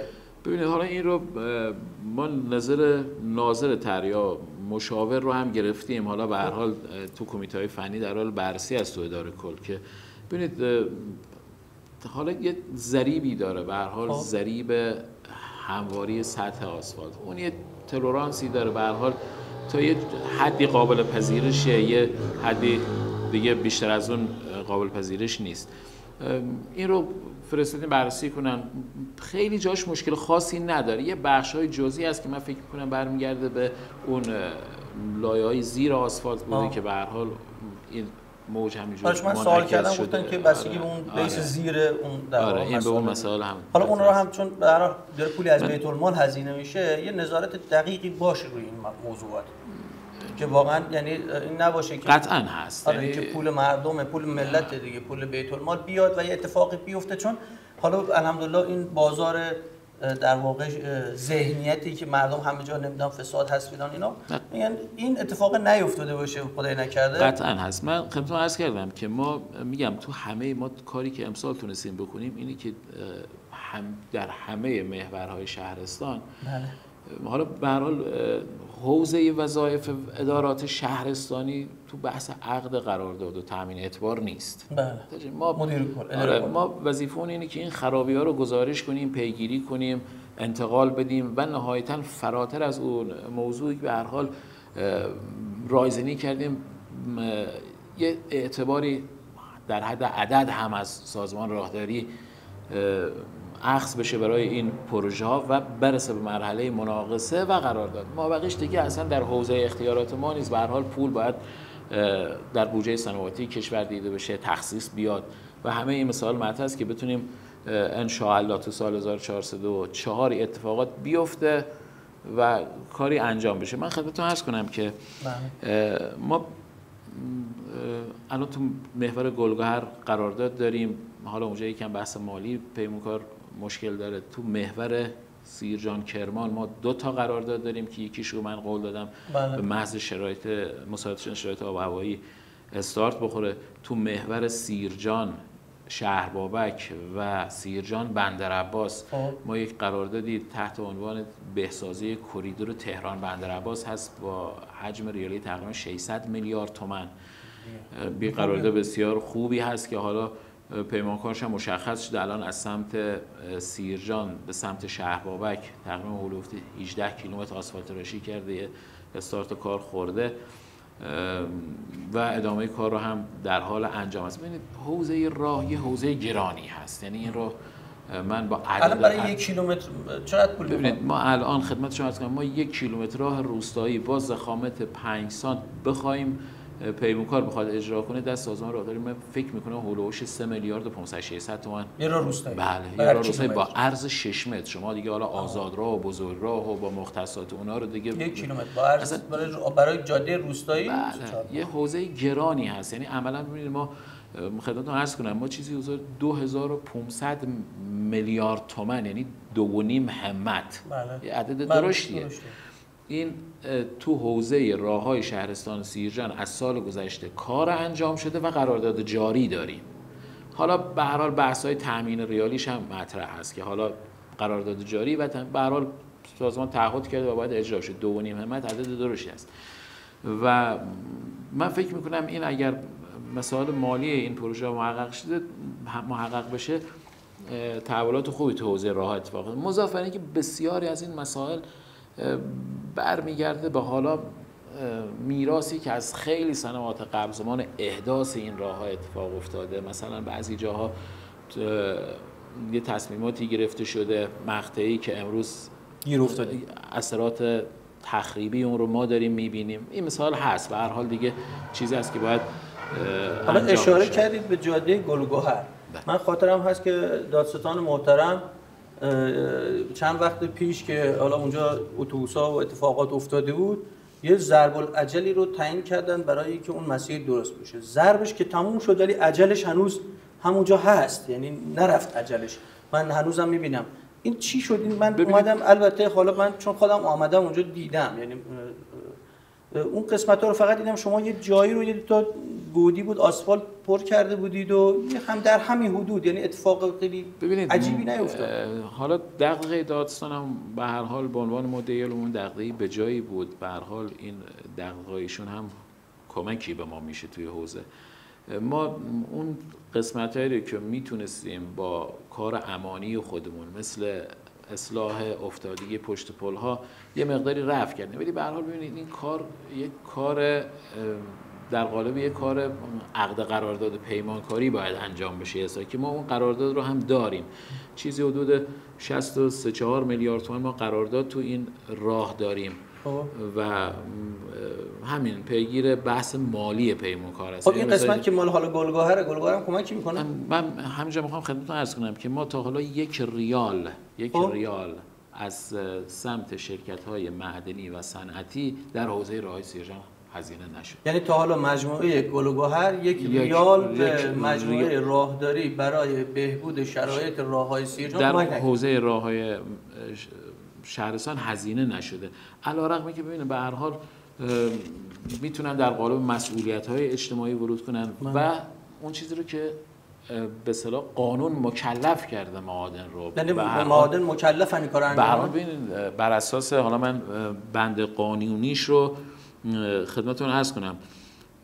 تو بودجه سنواتی سال 1402 فکر می‌کنم بود، شورای معادن استان باید 25% از حقوق وصولی دولتی رو صرف راهایی که اون معادن ازشون استفاده میکنن اونجا هزینه کنن. ببینید این اتفاق نیفتاده. ما اگر مضاف بر این که بیشترین تخریب رو هم ما کامیونایی هستن که تو بار از معدن میارن دیگه دارن انجام میدن. کاش فقط بار استاندارد داشت. شما اگر اونجا گزارشات پلیس رو بگیرید یک اضافه توناژهای وحشتناکی که اصلا ایمنی تردد رو به مخاطر میندازه، علاوه بر اینکه به جسم راه و ابنیه راه به این مسائل داره. اون دیگه باید پلیس راه مانع بشه. به هر حال اتفاق میفته. پلیس راه هم به هر حال محدودیت نیروی انسانی داره، محدودیت امکانات داره. با این حوزه گسترده دقیقاً مثل ما چالشیه براش. به هر حال حوزه گسترده، محدودیت منابع، محدودیت امکانات. ما خودمون ماشینالات فرسوده، یعنی واقعا نداریم اون امکاناتی که در این گستره بخوایم ارائه خدمات بدیم. به هر حال باید بیان. حالا مسئولین رده بالای شهرستانی استانی باید به استناد قانون معادن رو بیارن پای کار این موضوع. برنامه هفتم توسعه هم وزارت صنعت و معدن رو اصلا ملزم کرده که با همکاری وزارت راه و شهرسازی نسبت به میزان خسارات وارده از طریق بهره برداران اقدام کنه و اون خسارات وارده رو جبران کنه. شما از بررسی کنید ببینید از محل اعتبارات استانی چقدر امسال به شهرستان سیرجان تخصیص داده شده. بله. و چقدر از این عدد به حوزه راه تامین اعتبار شده. تخصیص که نه، اعتبار تامین شده. ببینید عددی نیست در مقابل این حجم. این رو حالا به هر حال از آمار ارقامشو من نباید بگم، از مسئولین رده بالای شهرستان پرسید بهتون، ولی چیزی که به حوزه راه ابلاغ شده، کما اینکه این هنوز در حد یک عدده، یعنی به پول تبدیل نشده. ببین ما الان سال تموم شد، اعتبارات 1403 دیگه تموم شد، عملا 10% شاید یا 5% از این اعتبار تخصیص پیدا شده، به پول تبدیل شده، همچنان اون به صورت یک عدد مونده. کما اینکه همه این هم تو حوزه راه روستایی تو کمیته برنامه‌ریزی شهرستان تصویب شد. ما فکر می‌کنم از این پول یه مبلغ جزئی توی یکی از حوزه‌های راه اصلیمون قرار باشه. از این وقتی راه هم یه حوزه گرانی، یعنی نیست بگیم با 1 تومن 2 تومن با سلام سلوات میشه کارش انجام، نباید پول بیاد پیمونکار انتخاب بشه و هزینه بشه.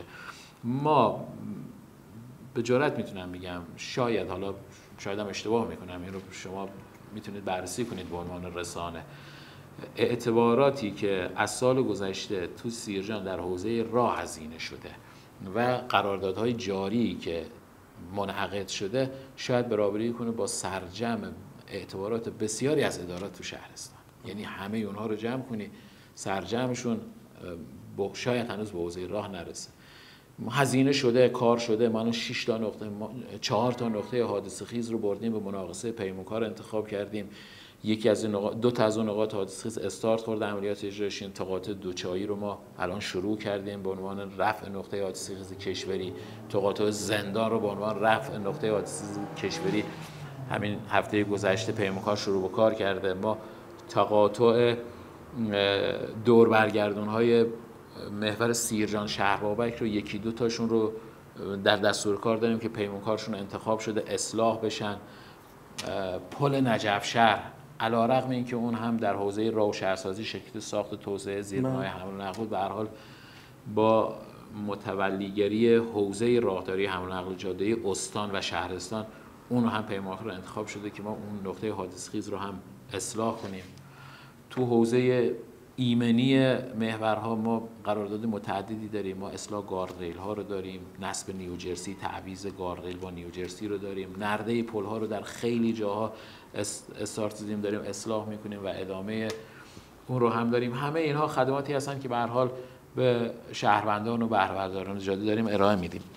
پس من اینجا چون حالا توی جاده شیراز که حالا بخشش توی مسیر گل‌گهر هست، آیا این اتفاقی ممکنه بیفته که مثلا مجموعه گل‌گهر این حالا در واقع این حقوق دولتیش رو بده به استان و استان به ما برنگردونه، به شهرستان کمک نکنه؟ یعنی یه ذهنیتی الان توی مردم وجود داره، میگن که آقا مثلا شما بحث صدور بارنامه دارید دیگه. بله. یعنی شما فکر میکنم 9.5% بارنامه ها مال شماست. 9%. درسته؟ 9% مال اداره شماست، در اختیار شما. آیا این مستقیم میاد برای شما یا میره خزانه و چیزی برنمیگرده ازش؟ ببینید اینا میره خزانه، این پول میره خزانه کشور و بعد اون دیگه حالا در قالب بودجه های سنواتی کشور تقسیم میشه. اولویتی نیست که مثلا چون حجم بار، چون من عدداشو دارم دیگه، تقریبا حجم بار 25% خب از این بار اینجا هست دیگه، یعنی خیلی بار زیادی 35,000 تن بار داره از سیرجان مبدا بارگیری میشه. آیا این 35,000 تن روزانه؟ نه دیگه، من این از سالنامه آماری خود شما آوردم. خب در 1400 35,674 تن کال از استان کرمان که حالا بخشش مال خیلی بیشتر از اینا هست. حالا اینی که مال 1400 خود سیرجان سالان چیزی 10 میلیون تن بار داره. خب 10 میلیون تن بار داره، از اینجا بارگیری میشه. شما به ازای هر تن دارید در واقع دریافت میکنید، بارنامه رو پول میدید، پول میگیرید از در واقع بابتون بارنامه. این پول خب اگه قرار مثلا از سیرجان بیاد، بعد آیا این در واقع این گیر هست، میره پول میره جایی بر نمیگرده، به ما نمیرسه، یعنی اون بالا دیگه کاری ندارن که چقدر بار از کجا میاد، میفته تو اینجوری؟ اینجور نیست. ببینید این قطعا این پول برمیگرده، بیشتر از اون هم برمیگرده. خب ولی چون حوزه گسترده هست. خب یعنی اگر من اینجوری میخوام، یعنی اگر ما حساب کنیم بگیم از سیرجان دارید میگید 10,000 تن بارگیری میشه.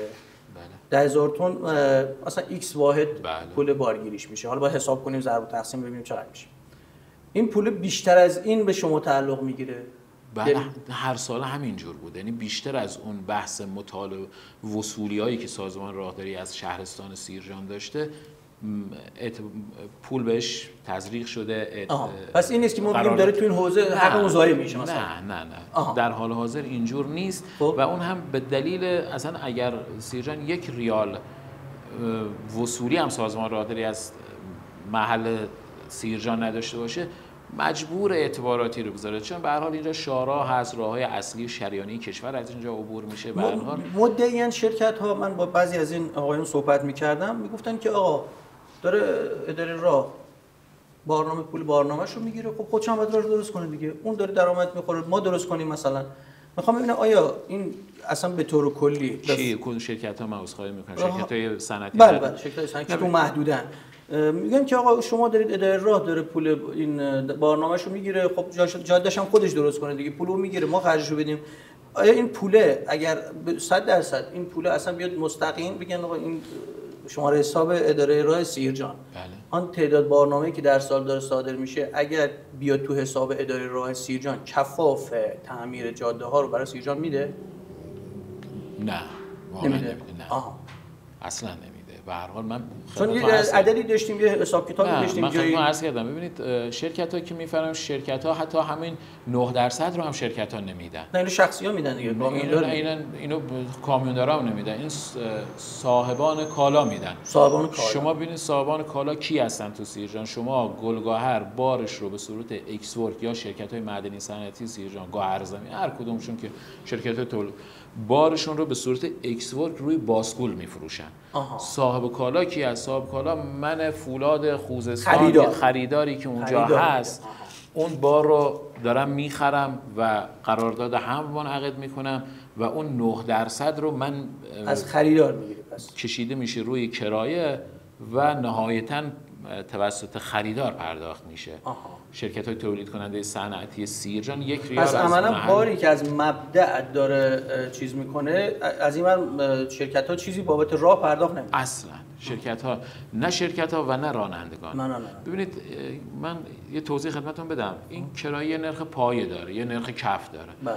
این نرخ کف آریال هست. بعد یک سری درصدها به این اضافه میشه. درست. سهم سازمان راهداری، کمیسیون شرکت حمل و نقل و اینا بهش اضافه میشه.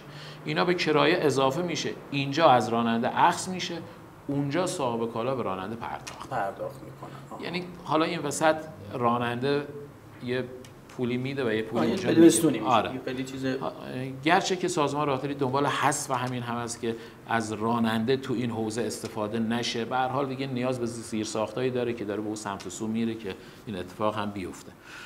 خب من وسط کلامتون یه نکته رو، چون خیلی راننده ها این قشر در واقع زحمتکشی که تعدادشون هم زیاده دیگه در سیرجان شهر کامیوندار هست. من آمدم توی کامیون سوار شدم خودم همراه کامیوندارا برای اینکه حالا متوجه بشم فضا چجوری، 1-2 تا سفرم همراهشون رفتم. برای هر دونه نوبت اینا یه 20,000 تومانی پرداخت میکنن برای نوبت بار. این بابت چیه؟ ببینید بحث نوبتدهی حالا چه به صورت مجازی باشه و چه به صورت حضوری، شما راننده تو پایانه‌های بار کشور هم این پول رو میدن به عنوان نوبتدهی.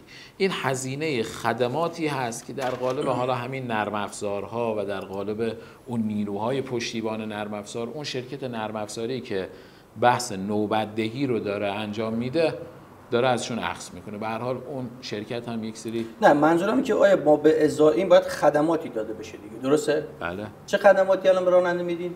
الان راننده تو خونه نشسته داره نوبت میگیره. این بک‌گراند این داستان یک مجموعه ای هست که دارن این رو پشتیبانی میکنن. یعنی اون سرور، اون مجموعه این هزینه رو بابت اون میگیره. قطعا دیگه. به هر حال این برنامه نوشته شده، نرم افزاری بوده، ساختار سخت افزاری داره، یک سری نیروی انسانی دارن این رو مدیریت میکنن. به هر حال خب باز پس این ارتباطی به خدمات پایانه نداره. خود سرورشه. خدمات پایانه نه، کاری به پایانه بار گلگر نداره. خب من یه تعریفی رو توی اون در واقع تعریف اداره راه دیدم از پایانه باری که پایانه باری یه محلی است به منظور ساماندهی امور حمل و نقل کالا و ارائه خدمات مورد نیاز رانندگان و دارای کلیه تأسیسات و امکانات برای ارائه خدمات وابسته به حمل و نقل کالا از قبیل سالن ایرانبار، نمازخونه، چی و یه مجموعه قشنگی. توی مجموعه گل و گوهر که من رفتم، این پایانه‌ای که الان اونجا هست، اینجا تقریبا هیچ کدوم از اینا رو نداشت. یعنی یه دو تا دونه یه تعداد کانکسی گذاشتن اونجا، بعد این رانندگان بندگان خدا یه تعدادشون تازه کامیونشون اونور بولوار میذارن، بود و رو اصطلاحاً تشریف میبرن میرسن به اون کانکسی که اونجا هست، بعد پشت در اون کانکس وای میسن، بعد گرد و خاک و بعد یعنی تقریبا میشه گفت تقریبا امکانات صفره و جایی که داره به صدها هزارتا ماشین داره اونجا بارگیری میشه و همه این آدمایی که تقریبا اونجا هستن یه بخش بزرگیش هم شهریان اون هستن. آیا اینها رو قرار نیست شما کاری انجام بدید براشون؟ ببینید ما پایانه بار که تو سیرجان پایانه باری از جنب منطقه ویژه اقتصادی. اونجا یه پایانه بار خصوصی هست که چند 20 هکتار فکر کنم. آره همون منظور هکتارش رو نمیدونم چون اون اصلا پایانه بار خصوصی هست، در متعلق به خود شرکت‌های حمل و نقل هست و واگذار هم شده به شرکت‌های حمل و نقل. اون اصلا یه پایان بار خصوصی هست اونجا. نه این پایان باری که توی گلگهر هست این خصوصیه. نه گلگهر ببین بحثش فرق میکنه. ما یه پایان بار سیرجان داره در به دوم منطقه ویژه تجاری از سنوات قبل دو سالهای 72 3 هم احداث شده و خدمات میداده. حالا به دلیل اینکه مرکز بار سیرجان از منطقه ویژه منتقل شده به سمت گلگهر به عنوان یک مرکز تولید بار، دیگه اون پایانه عملا ازش استقبالی نشده و محدود شده به همون تعداد بارهای محدود منطقه ویژه. ما تو سنوات قبل اومدیم گفتیم که حالا بحثی که اینجا داره اتفاق میفته بیاین ساماندهی کنن، علیرغم که حالا ما خودمون خیلی موافق نبودیم. اون زمان مجموعه مدیریتی شهرستان کار رو محول کردن به شرکت‌های منطقه گلگهر که بیاین شما اینجا یک پایانه احداث کنید. خب و مجموعه سازمان راهداری حمل و نقل جاده‌ای با این موضوع موافق نبود. ما بحثمون این بود که خود شرکت‌های حمل و نقل در قالب یک انجمن، در قالب یک شرکت باید بیان یک مجموعه ای رو جهت استقرار مجوز بگیرن و شروع به کار کنن. حالا به هر حال اون اتفاق نیفتاد. شرکت‌های معدنی صنعتی اومدن این رو انجام دادن و به هر حال اون زمان هم ما با این شرایط موافق نبودیم. چندین بار هم تو به اصطلاح شورای ترافیک جلسات متعدد شهرستان مطرح شده که بیان بهسازی کنن انجام بدن، ولی متاسفانه هنوز اقدامی نشده و ما یکی دو نوبت هم شرکت‌ها رو منع کردیم که شرکت‌هایی که اونجا مستقر بودن در جهت بهسازی رو گفتیم آقا ما هیچ خدماتی به شما ارائه نمیدیم، حتی جلو فعالیتشون گرفتیم که بیان تعیین تکلیف کنن وضعیت اونجا رو که هنوز متاسفانه اقدامی انجام نشده. حالا در حال رایزنی هستیم ببینیم چه راهکاری میشه انجام بده. راهکار نمیخواد دیگه، باید بسازنش دیگه. کما این که حالا جاش هم جانمایی باید بشه. کما این که به اصطلاح تو قانون بودجه صنواتی کشور اصلا موظف شدن معادن نسبت به استقرار کانکس در ورودی معادن و اقدام کنن، همکاری کنن با سازمان راهداری و باسکول نصب کنن که حالا کامیون‌ها هم با اضافه توناژ رو محورها تردد نکنن. این بله موضوعی هست اونجا که حالا همینجور سنوات قبل مونده. ما نهایتاً اگر شرکت‌های حمل و نقل همکاری کنن، سازمان راهداری حاضر مجوزی بهشون بده در یک جای دیگه جانمایی بشه، ولی خب متاسفانه اونجا یه ساختاری داره که به هر حال بحث کم و زیاد شدن بارشون هست، محدودیتایی براشون از اون سمت ایجاد میشه که حالا مجبورن با شرکت‌های معدنی صنعتی بیشتر تعامل داشته. خب این حق این رانندگان رو کی باید پیگیری بکنه؟ اگر که ما بگیم خب شرکت راه اداره راه که خب الان اینجوریست دیگه، الان تا الان که اتفاقی نیفتاده، شما میگید باید اگر رانندگان ببین ما پایان بار هست، از نظر ما پایان بار سیرجان محل ارائه خدمات هست. حالا پایان منطقه خب اون که چه ارتباطی داره؟ ما چه ربطی نه، اون بار اونجاست. شما مثلا از اینونی که اگر راننده میخواد بخوابه استراحت کنه اونجا، یعنی از نظر ما شرکت حمل و نقل تو پایان بار هست و خدماتش هم باید همونجا ارائه بده. حالا اگر ببین میشه منطقی به نظر نمیاد دیگه مهندس. شما بار اونجاست، بعد پایانه یه جای دیگه است، اون پایانه دیگه عملا منسوخه، بعد بگیم که اصلا یه تغییر کاربری بده، نمیدونم تعداد محدودی بار اونجاست، انبوه بار الان توی اونجا هست. اونجا این که داره راه بگی که باید مثلا شرکت‌های حمل و نقل کار انجام، شرکت‌های حمل و نقل تکلیفی نمی‌بینن ما در برای ضوابط تأسیس شرکت حمل و نقل بله داریم شرکت حمل و نقل باید یک پایانه خصوصی داشته باشه. متوجه؟ بله. این پایانه خصوصی شامل استراحتگاه باید باشه، شامل نمیدونم نمازخونه باید باشه. این بایده رو کی باید از اینا بخواد؟ ما خواستیم و موجود هم هست. شرکتی که تأسیس شده داره. حالا شرکتی که میخواد راننده از اون شرکت خدمات بگیره میتونه از امکانات این شرکت استفاده کنه. من رفتم خودم اونجا. نه اونجا که نه، اونجا من خدمت عرض کنم اونجا نیست. نه الان من دعوام سر اونجا. ببین الان عمده بار اونجاست، خب شما برید یه جای دیگه مثلا نمازخونه درست کنید، میخواد چیکار کنید؟ به چه در میخوره؟ شما اینجایی که الان یه تعداد کانکس میکنن 40 50 تا شرکت هم اونجا هست دیگه، هر کدوم یه کانکس گذاشتن دارن بارنامه صادر میکنن، ولی عملا راننده توی فضای خاکی بدون امکانات هیچ نیست، بعد توی جاده ظلمات میدوه میره، اصلا خیلی یعنی در واقع حق این قش اونجا داره ضایع میشه. و خب من فکر میکنم این بایده رو فکر کنم از طریق باید پیگیری بکنید دیگه، یعنی اگر شرکت‌های باربری قرار اونجا کاری انجام بدن، باز متولی شما محدوده فعالیت‌های معدنی صنعتی گلبره. شرکت‌های حمل و نقل هم اونجا که اصلا هیچ چیزی در اختیارشون نیست که بخوان اونجا کاری رو انجام بدن.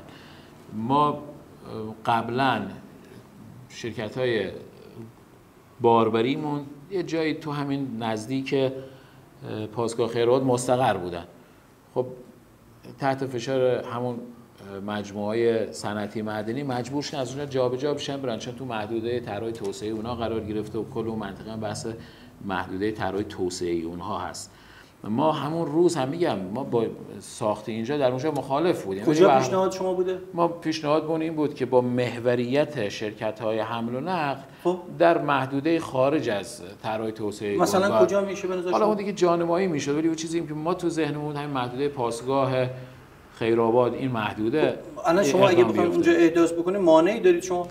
ما هیچ مانعی نداریم. شروع کنید دیگه. حالا سرمایه‌گذاریش باید بریم. ما که اصلا بحث یعنی پایانه رو باید شرکت‌ها بسازن. بحث ساخت پایانه دیگه سازمان راهداری نمیاد تو اینجور مسائلی، داره میره به سمت اعلامبارهای مجازی که دیگه راننده‌ها یه جا تجمع نکنن، تو خونشون بشینن، نوبت بگیرن، این خستگی‌های استراحت پشت درای بار، اینا واقعا با این سامان نوبته‌ای ما بسیار کم شده، خیلی کم شده. شما اگر قبل از این میرفتید اونجا یک صف طول و درازی از رانندگان و ماشینا میدید، این سامان نوبته‌ای خیلی کمک کرده. حالا تو فازا بعدیش هم به هر حال بله باید با مجموعه پیشنهاد میکنم. به نظرم میاد که یه چیزایی مثلا زیاد هم نیاز شاید به اعتبار خیلی زیادی نداشته باشه، یعنی محوطه رو که بخوان اونجا یه ذره بهسازی بکنن، بخوان یه سالن انتظاری بذارن، بخوان یه نمازخونه و یه امکاناتی بذارن، یه مسیری رو حتی ایمن بکنن این راننده که از اون بخواد بیاد. حتی من گفتم شاید یه خط واحدی، نمیدونم یه مینیبوسی، یه امکان. به هر حال به نظر میاد که خیلی چیز مثلا حالا بله اینو من قبول دارم، به هر حال کوتاهی شده اونجا و ما هم میگم ما اگه روز اول این اختیار عمل رو از مجموعه حمل و نقل، من نمیگم سازمان راهداری، شرکت‌های حمل و نقل نگرفته بودن شاید اتفاقات بهتری میافتاد. حالا دیگه رفته سمت مجموعه معدنی صنعتی و بله ما و مجموعه من باز میخوام از حضرت خواهش بکنم. من چون بسیاری از این راننده ها رو خدمت شما دیدم از اون روز که متوجه شدن که با حضرت علی ما دیدار داریم، حضوری با من تماس هم گرفتن که از شما بخوایم خدمت شما عرض کنم که اینا بندگان خدا که میخوان برن بارگیری بکنن، غیر از اون گرفتاریایی که توی اون صف بارگیری که باید برن داخل معادن و بیان بیرون و حالا نوبت نیست و باسکول اینجوری و لودر اونجوریه، اونو طی بکنن، باز باید بیان اینجا. و حالا بحث از همه چیز مهمتر کرامت انسانی است، یعنی کرامت یه آدمی رو و این شرکت‌ها دارن به قول شما کسی که بارنامه صادر میکنه موظف خدمات بده. الان بدون هیچ خدماتی داره حق بارنامه‌اش رو دریافت میکنه. خب باید ما خدماتش هم ارائه بکنیم. چه کسی ناظر این قصه است؟ راهداری است.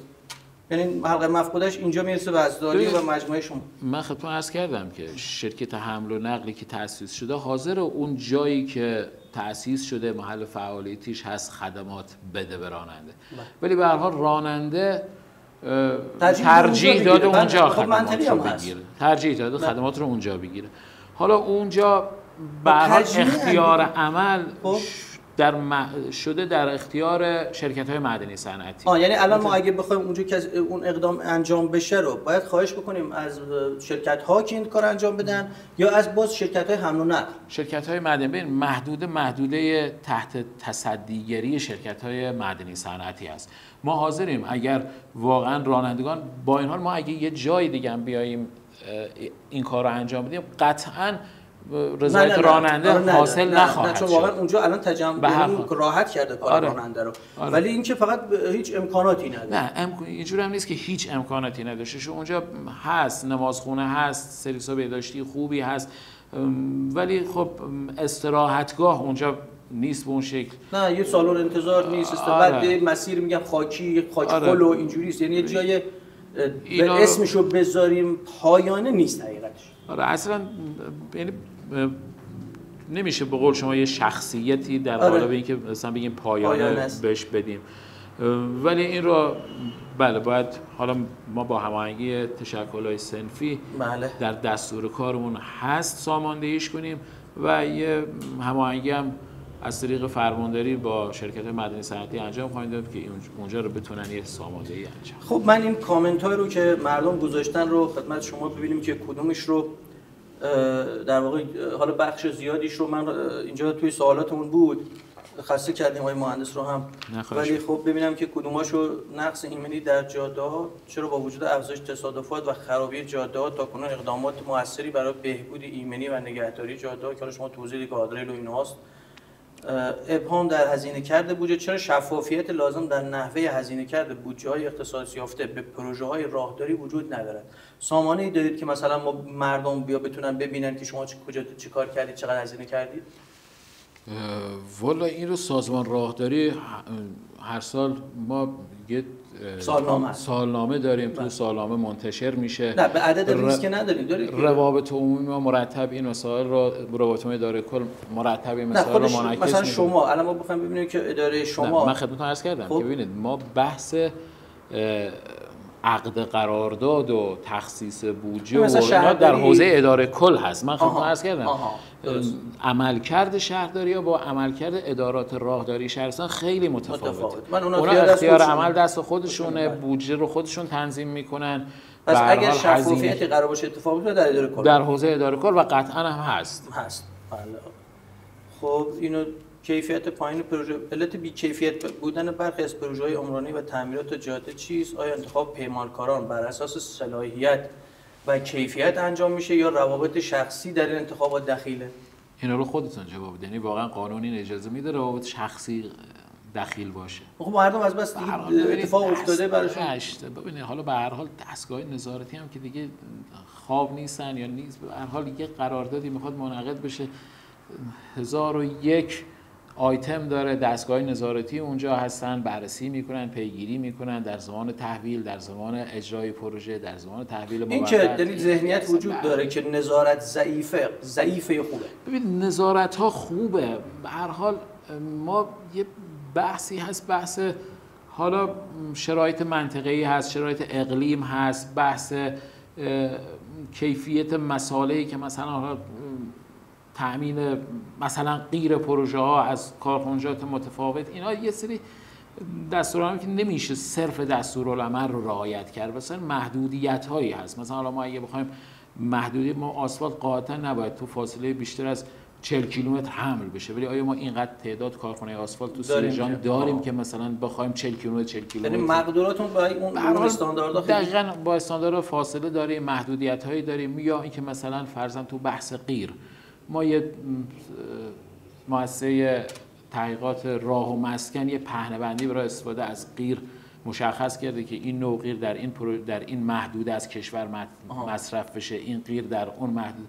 آیا واقعا بررسی کنید شما؟ دقیقاً همینه. شما بررسی کنید ببینید آیا کارخانجات پالایشگاه ما به همون میزانی که بر اساس پهنه‌بندی قابلیت تولید غیر دارن. اینا محدودیت‌هایی هست که به هر حال هست دیگه، ما نمیتونیم این کار کنیم.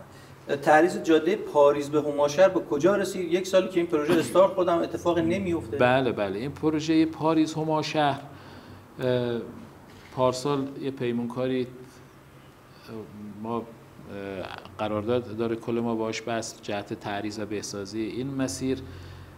حالا متاسفانه پیمانکار یه سری کمکاری هایی کرد، ما مکاتبه کردیم، رفتیم به سمت به اصطلاح خلأ پیمانکار و این مسائل هم مطرح شد. حالا یه فرصتی بهش دادن که دوباره اداره کلی فرصتی بهش داد که ببینن میتونه تا یه مقطعی کارو به یه جایی برسونه. خب پیمانکار چی میگه؟ چه کار نمیکنه؟ ببینید حالا اون هم یعنی میگه پولش کمه مثلا به حق میگه یا نه واقعا؟ اون ببینید اون رو من نمیتونم قضاوت کنم که به چه دلیل کار نمیکنه. به هر حال از دید ما پیمانکار اون پیمانکاری که ما توقع داشتیم کار رو به اون سمت سو پیش ببره نیست. نبود. ما مکاتباتون رو انجام دادیم با اداره کل، گزارشاتون هم فرستادیم، حتی یکی دو مرتبه هم به هر حال بحث‌های تنش‌های اجتماعی و به اصطلاح حادثه خیز بودن محور رو هم چندین بار منعکس کردیم. همکاران ما اومدن دیدن، رفت به اون سمت سویی که خدمتتون عرض کنم. حالا یه فرصت دیگه بهش دادن چون اون موضوع هم یه سری تبعاتی داشت، یه سری خسارت‌هایی به بار می آورد. یه فرصت دیگه بهش داده شد که تا یه مقطعی کار رو به یه جایی برسونه. اگه نرسوند اون آقای پیمانکار مسلمان خدا خیرت بده، اینو به یه جایی برسون دیگه. این مردم گرفتارن، اگر که پذیرفتی اینو حلش بکن. خلاصه مردم دعات میکنن. سوال کرده که کمربندی سیرجان چرا جابجا نمیشه که گفتی در حوزه شما نیست، به اداره راهش واسه من یه نکته اینجا خدمتتون عرض کنم. ببینید همین محور کمربندی قائم هم برای کمربندی بوده. بله. امروز شده بخشی از وسط شهر. اگر کمربندی دوم هم برای سیرجان احداث بشه، من خواهشی که از مردم دارم و مسئولین دارم این به عنوان کمربندی صیانت بشه، به عنوان کمربندی حفظ بشه. یعنی شهر نره، یعنی شهر به او سمت. کما اینکه همین الان شما برین بررسی کنید، اومدن زمین دادن دیگه، واگذار شده، مغازه داره اینا. فردا ما همین مشکلی که الان تو کمربندی قائم داریم اونجا خواهیم داشت. کمتر از 5 سال الان من فکر می‌کنم شهرداری اونجا کلی سند گرفته اطراف اون کمربندی. خب اینا فردا شهرداری رفته سند گرفته که بیاد واگذار کنه، بیاد تجاری تعریف کنه، بیاد شهری دوباره ما 2 سال بعدش بگیم سیرجان کمربندی نداره. گرچه در حوزه من نیست، حالا به عنوان یک کارشناس یه حوزه میگم به هر حال قبل از احداثش حتما صیانتاش انجام. نکته جالبی بود. جاده شهر بابک به سیرجان داغونه به خدا. بله، جاده شهر بابک به سیرجان ما الان عملیات اجرایی رو اون محور داریم. یعنی از سمت سیرجان به سمت شهر بابک به سمت تقاطع دوچایی داره عملیات تراش آسفالت با لکه‌گیری هندسی انجام میشه. یه 8 کیلومتری باند برگشتش خیلی خراب هست که اون هم بلافاصله بعد از اینکه این عملیات آسفالت تراشیمون تا کیلومتر تقریباً 20 تموم شد، پیمانکار اون سمت رو شروع خواهد کرد. حالا در خصوص محور سیرجان شهربانی من خدمتتون عرض کنم، حالا عملیات همون پروژه کریدور تهران بندرعباسی که بخشش تو حوزه شهرستان، ما اونجا 3-4 تا کار رو به پیمانکار ابلاغ کردن که انجام بده. یکی بحث تراش آسفالت و یک نکته بحثی هم از بحث بازیافت سرد آسفالت. ما تو بعضی نقاط اون شاید برای اولین بار تو استان داره اتفاق میفته بحث بازیافت سرد آسفالت. یعنی چی؟ یعنی اینکه ببین ما بعضی جا بر اساس بررسی‌های مطالعاتی که انجام شده، بررسی‌هایی که مهندسین مشاور انجام دادن، یک سری لایه‌های زیر آسفالت ضعیف بوده، مشکل داشته. این که از همین آسفالت به عنوان یک لایه، به عنوان لایه زیر آسفالت استفاده شه، با یک دستگاهی این فراوری بشه، از خودش استفاده بشه و روی این آسفالت بشه که این هم ما هم تو کمربندی شرقی این عملیات رو انجام خواهیم داد و هم جایی که تو محور سیرجان شهربانی بسیار بحث تخریبش. این تیکه‌ای که من این فراموش کردم، این تیکه‌ای که از پل نجف شهر همین چند کیلومتری که میاد از توی شهر، اون همون سمتی که اصلا الان به راست یعنی احداث نمیخواد بشه، او اصلا قابل رفت آمد نیست واقعا و آبروی شهر اونو برده. یعنی شما اگه کمتر روزی در فضای مجازی میبینید که یه فیلم راننده نگرفته بشه آقا این چی، من کجا دارم میرم. اسم فیلم راننده هم بردیم. من اینجا یه نکته رو خدمتتون عرض کنم. ببین به هر حال من اینجا از رسانه‌ها میخوام به هر حال یک سری کارا رو سعی کنن به هر حال بس ندن. وقتی یه راننده‌ای پشت فرمون گوشیشو در آورده، آماده کرده، فیلم گرفته و این فیلم رو قطعا در همون لحظه برای اون پیج خبری رسوند. این به خودش یک مجموعه تخلف حادثه سازی اتفاق افتاده و ما هم داریم اینو پخش. اگه واقعا راننده میخواد انتقاد کنه، نقطه نظری داره، ماشینشو پارک کنه بیاد از جاده، ما داریم کمک میکنیم به این به هر حال تخلف حادثه ساز کار با گوشی در حین رانندگی. این رو به هر حال هممون هم باش حالا من بحث این رو یه لحظه گفتین که من تو ذهنم اومد، ولی بحث این کمربندی شرقی رو فرمودید. ببینید من بررسی‌هایی که انجام دادم حالا به صورت شخصی، این کمربندی شرقی همین 58 کیلومتری که ما میگیم آزادراه، تنها آزادراه، بله و هیچ مشخصات آزادراهی هم نداره ولی به عنوان آزادراه شناخته شده. این حالا قرار بر این بوده که به عنوان آزادراه عملکرد آزادراهی داشته باشه. اینجوری که من با مهندسان طراح این اون زمان صحبت کردم، عملکرد آزادراهی داشته باشه و صرفا طراحی شده برای عبور خودروهای سواری. سواری؟ آره، آزادراه دیگه بوده.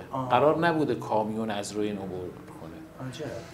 ولی حالا بعد از اینکه به بهره برداری رسیده برای که کامیون ها تو شهر نیان و اقدام خوبی هم بوده، محل عبور کامیون هم شده. این ظرفیت باربری کامیون ها رو نداره. یعنی زیرساز. آره، این ظرفیت باربری این حجم از تردد رو نداره که ما در قالب همین قرارداد گفتیم که به عنوان بازیافت سرد از اینجا استفاده بشه، تقویت لایه‌های زیر آسفالت انجام بشه، بعد یه لایه آسفالتی روی کشیده بشه و اجرا بشه. این کی قرار انجام شه؟ ببینید این هم در قالب همین قرارداد کریدور تهران بندرعباس هست. دیگه انشاءالله بتونیم بعد از سال پیمانکار رو بیاریم رو این بخش از پروژه که این نقطه حساس شروع. یه مخاطبم گفته که ورودی جعفرآباد رو بگید 30 متر همش هست، تو رو خدا به کمربندی بستش کنید. ببینید بحث اتصال به راه‌های اصلی یه ضوابطی داره. به هر حال یه مشخصاتی داره. ما همین چند روز قبل نامه از اداره کل بنیاد مسکن در خصوص پیشنهادات ادارات متولی در خصوص طرح هادی جعفرآباد به ما ابلاغ شد. خب من نامه زدیم که آقا ببین چه اتفاقی میفته، میان تا اون محدوده طرح هادیشون کار انجام میدن، مابقیش که همون 2 متر هست یا همون 5 متر هست رو میگن آقا این خارج از محدوده طرح هادی است، ما نمیتونیم هزینه کنیم، شما بفرمایید اونجا هزینه کنید.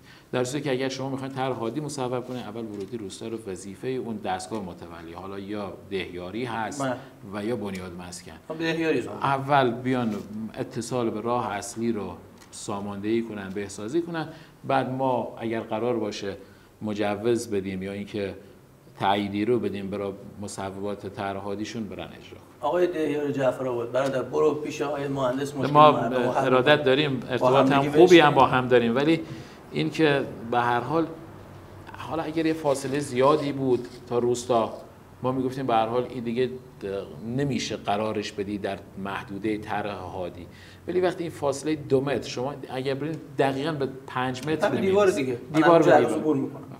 دیوار به دیوار. سوال آخر برای جاده‌های روستایی امسال کجا قرار آسفالت بشه؟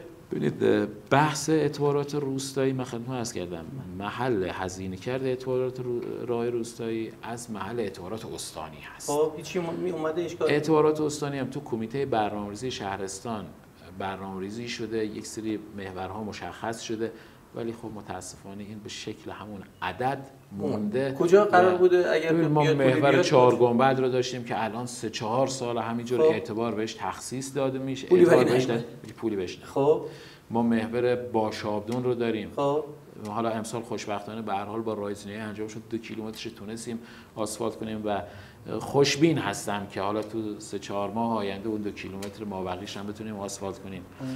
دیگه ما سمت عین البقر و کفه مر، چازر، تله‌بور اونجا هم پروژه داریم. خدمت شما عرض شود حالا راه روستایی ما سمت 4 گنبد از سمت کنار چپ اونجا اعتبار براش در نظر گرفته شده. سمت ولایت خودتون زیدآباد اونور خبری نیست؟ ما خوشبختانه راه روستایی اونور فعلا سمت شریف آباد ما موتور نجمیای خب 600 700 متری اتصال به جاده اصلیش الان پیمانکار داره کار میکنه. سمت شریف آباد و این روستاهای پایین زیر فیروزه و نمیدونم کریم آباد و اونجا هم داریم پیگیری میکنیم که مجوزاتشو بگیریم برای حالا کریم آباد کفه و اینا داریم، ولی برای امسال دیگه حداقل نمیرسه، انشالله بتونیم برای سال آینده. ولی متاسفانه همینه که ما اگر یک سال این بودجه‌های اعتبارات استانی تخصیصشون میومد، ما پروژه رو میبستیم، سال بعد پروژه جدیدی تعریف میکردیم. متاسفانه هر سال باید ما روی این پروژه چه کسی باید به شما کمک بکنه برای اینکه بتونید اعتبارات بیشتری بگیرید؟ چه کسی از مسئولین ما بخوایم ازش که به شما بیشتر کمک بکنه؟ به هر حال من اسم شخص خاصی رو نمیدونم، به هر حال مجموعه شهرستان، حالا مجموعه مدیریت مثلا ما یه موقع میگه آقای نماینده شهر میتونه خیلی اثر به هر حال هر کسی در جایگاه خودش، شما حالا خودتون به هر حال بهتر میدونید، در جایگاه خودش میتونه اما به اصطلاح رایزنی کنه و ارتباطاتی رو بگیره.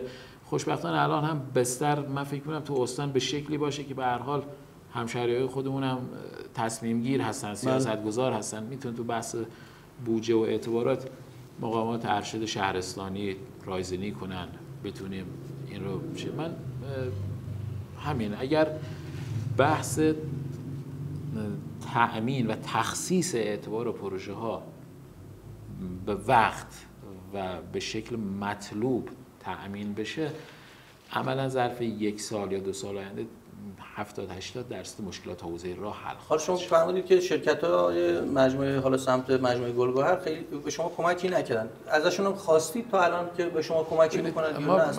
ما مکاتبات زیادی انجام دادیم، خب ولی خب خیلی چراغ سبزی. ما خدمتتون عرض کنم یه نکته رو من مقایسه کنم، شاید دوستان میگن اصلا وظیفه ما نیست، همونجوری که شما فرمودید وظیفه. ما یه مقایسه میکنیم، مثل سرچشمه، شما محور سرچشمه تا رفسنجان تشریف بردید، رفسنجان تا پاریز رو حتما رفتید، رفسنجان تا شهرباورک رفتید، تمام این محور توسط شرکت ملی صنایع مس تعریض شد. پس اتفاق میفته، قطعا باید بیفته، کما اینکه طی این 1-2 سال آینده در بودجه های در قوانین رسمی کشور مشخص شده که شورای معادن باید این اقدامات رو انجام بده، شرکت های معدنی صنعتی باید این اقدامات رو انجام بدن در جهت بهسازی و صیانت از راه ها، همه اینا هست. ما یه مکاتبه با همکاری شورای شهر پاریز با شرکت ملی صنایع مس انجام دادیم در جهت تعریض و بهسازی 2 تا محور، یکی محور دوچایی، یکی محور پاریز با هماشهر. بلافاصله آقا حداقل به قول معروف خود چی میگم دلمون رو خوش کردن که آقا جوابی دادن آقا چی میخواین، چقدر خودتون میتونین بدین، خوب برای ما برآوردی بفرستین، چقدر هزینهش میشه، اینا رو از ما خواستن، ولی خب سمت خودمون هنوز هیچ اتفاقی. یعنی الان شما از این هم درخواست داشتین پاسخی متاسفانه. حالا اینجا نمیدونم، ما یه نکته رو خدمتتون عرض کنم، ببینید عمده ترافیک و تردد محور سیرجان قطروی مربوط به شرکت‌های معدنی صنعتی هست. شما این رو اون روزی که آقای رئیس جمهور تشریف آوردن سیرجان، شرکت‌های معدنی صنعتی تعطیل بودن. بله من گفتم آقای رئیس جمهور شما میبایست اون روز ترافیک این محور رو، ترافیکی که ما باید خدمات بدیم همینه. بله. یعنی این شلوغی است. اصلا اون روز توی جاده تردد می‌کردی از تنهایی وحشت می‌کردی. ولی در شرایط بود دیگه فضا. شاید نه تردد آزاد بود، اونایی که واقعا می‌خواستن برن میرفتن، ولی عملاً کامیونا نمیرفتن، نمیدونم پرسنل شرکت‌های معدنی صنعتی یعنی اون حجم و بار شرکت‌های معدنی صنعتی از روی محور برداشته شده بود. تنها محوری که سطح خدمات دهیش بعضا من گفتم سطح سرویس ایش به دی، یعنی راهبندان تو بعضی از مقاطع میرسه تو استان کرمان، محور گلگهر هست که برای صبح خیلی وحشتناک با این ترافیک.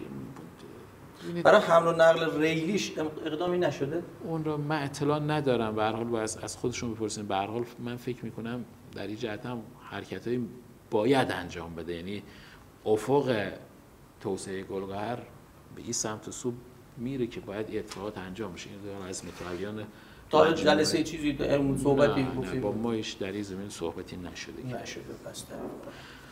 خیلی خوب، بسیار عالی، گفتگوی بسیار طولانی و در واقع دور و درازی رو داشتیم، کامنت های مردم رو هم خوندیم خدمتشون و با حوصله جواب دادن. ممنونم. من یه خواهش میخوام از شما بکنم به عنوان نماینده در واقع اداره راه و عنوان رئیس اداره راه، از مدیر کل میخوایم که بیاد سیرجان. آقای مدیر کل، من در محضر جناب مهندس از شما دعوت میکنم بیاید توی برنامه کاسه کوزه و در اون حوزه شما ما از شما گفتگوی دوستانه هم با شما داشته باشیم و اون ابهاماتی که در ذهن ما هست و اینکه یه سری خواهش هم از شما داشته باشیم و یه سری درخواستای مردم رو به گوش شما برسونیم و گفتگوی شما رو هم ببینیم. لذا جناب آقای مدیر کل، دعوت میکنم از شما برای حضور در برنامه کاسه کوزه و امیدواریم که در یک جلسه بتونیم با شما هم همچون آقای مهندس حسینی گفتگو بکنیم. خیلی ممنون آقای مهندس، خسته نباشید. ممنون از حوصله‌ای که به خرج دارید، ممنون از اینکه تشریف آوردید. مردم خوشحال میشن این گفتگو قطعا بشنون. بسیاری از در واقع محدودیت اون ابهاماتی که توی ذهن مردم بود برطرف خواهد شد و امیدوارم که شما هم تونسته باشید اون چیزی رو که از این گفتگو می‌خواستید به مردم منتقل کنید براتون وصول شده باشه. براتون آرزوی موفقیت میکنم. برای شما هم همینطور. براتون شب خوبی رو بخواهیم داشت. شبتون بخیر. خدا نگهدار. و یک هدیه رو ما داریم اینجا در واقع تقدیم شما خواهیم کرد به رسم یاد بود در برنامه کاسه کوزه. امیدواریم که بذارید اونجا و یادتون باشه به عنوان یه خاطره خوب از سمت کارگردان برنامه این هدیه تقدیم شما میشه و امیدواریم که مورد پسندتون باشه. خیلی خوش آمدید. زنده باشید مهندس. من تشکر میکنم از شما به هر حال اینکه این برنامه رو ترتیب دادید. ما تونستیم با مردم رو در رو صحبت کنیم. به هر حال ما هم این بیت حافظ رو در آخر جلسه تقدیم کنیم به همه دوستان. وگر حافظ می‌فرمایند که وگر دشنام گویی وگر نفرین داگویم، زبان تلخ میزیبد لب لعل شکرخوان. درودش. از همه بسیار عالی. شبتون بخیر. خدا نگهدارتون باشه. ممنونم. خسته نباشید.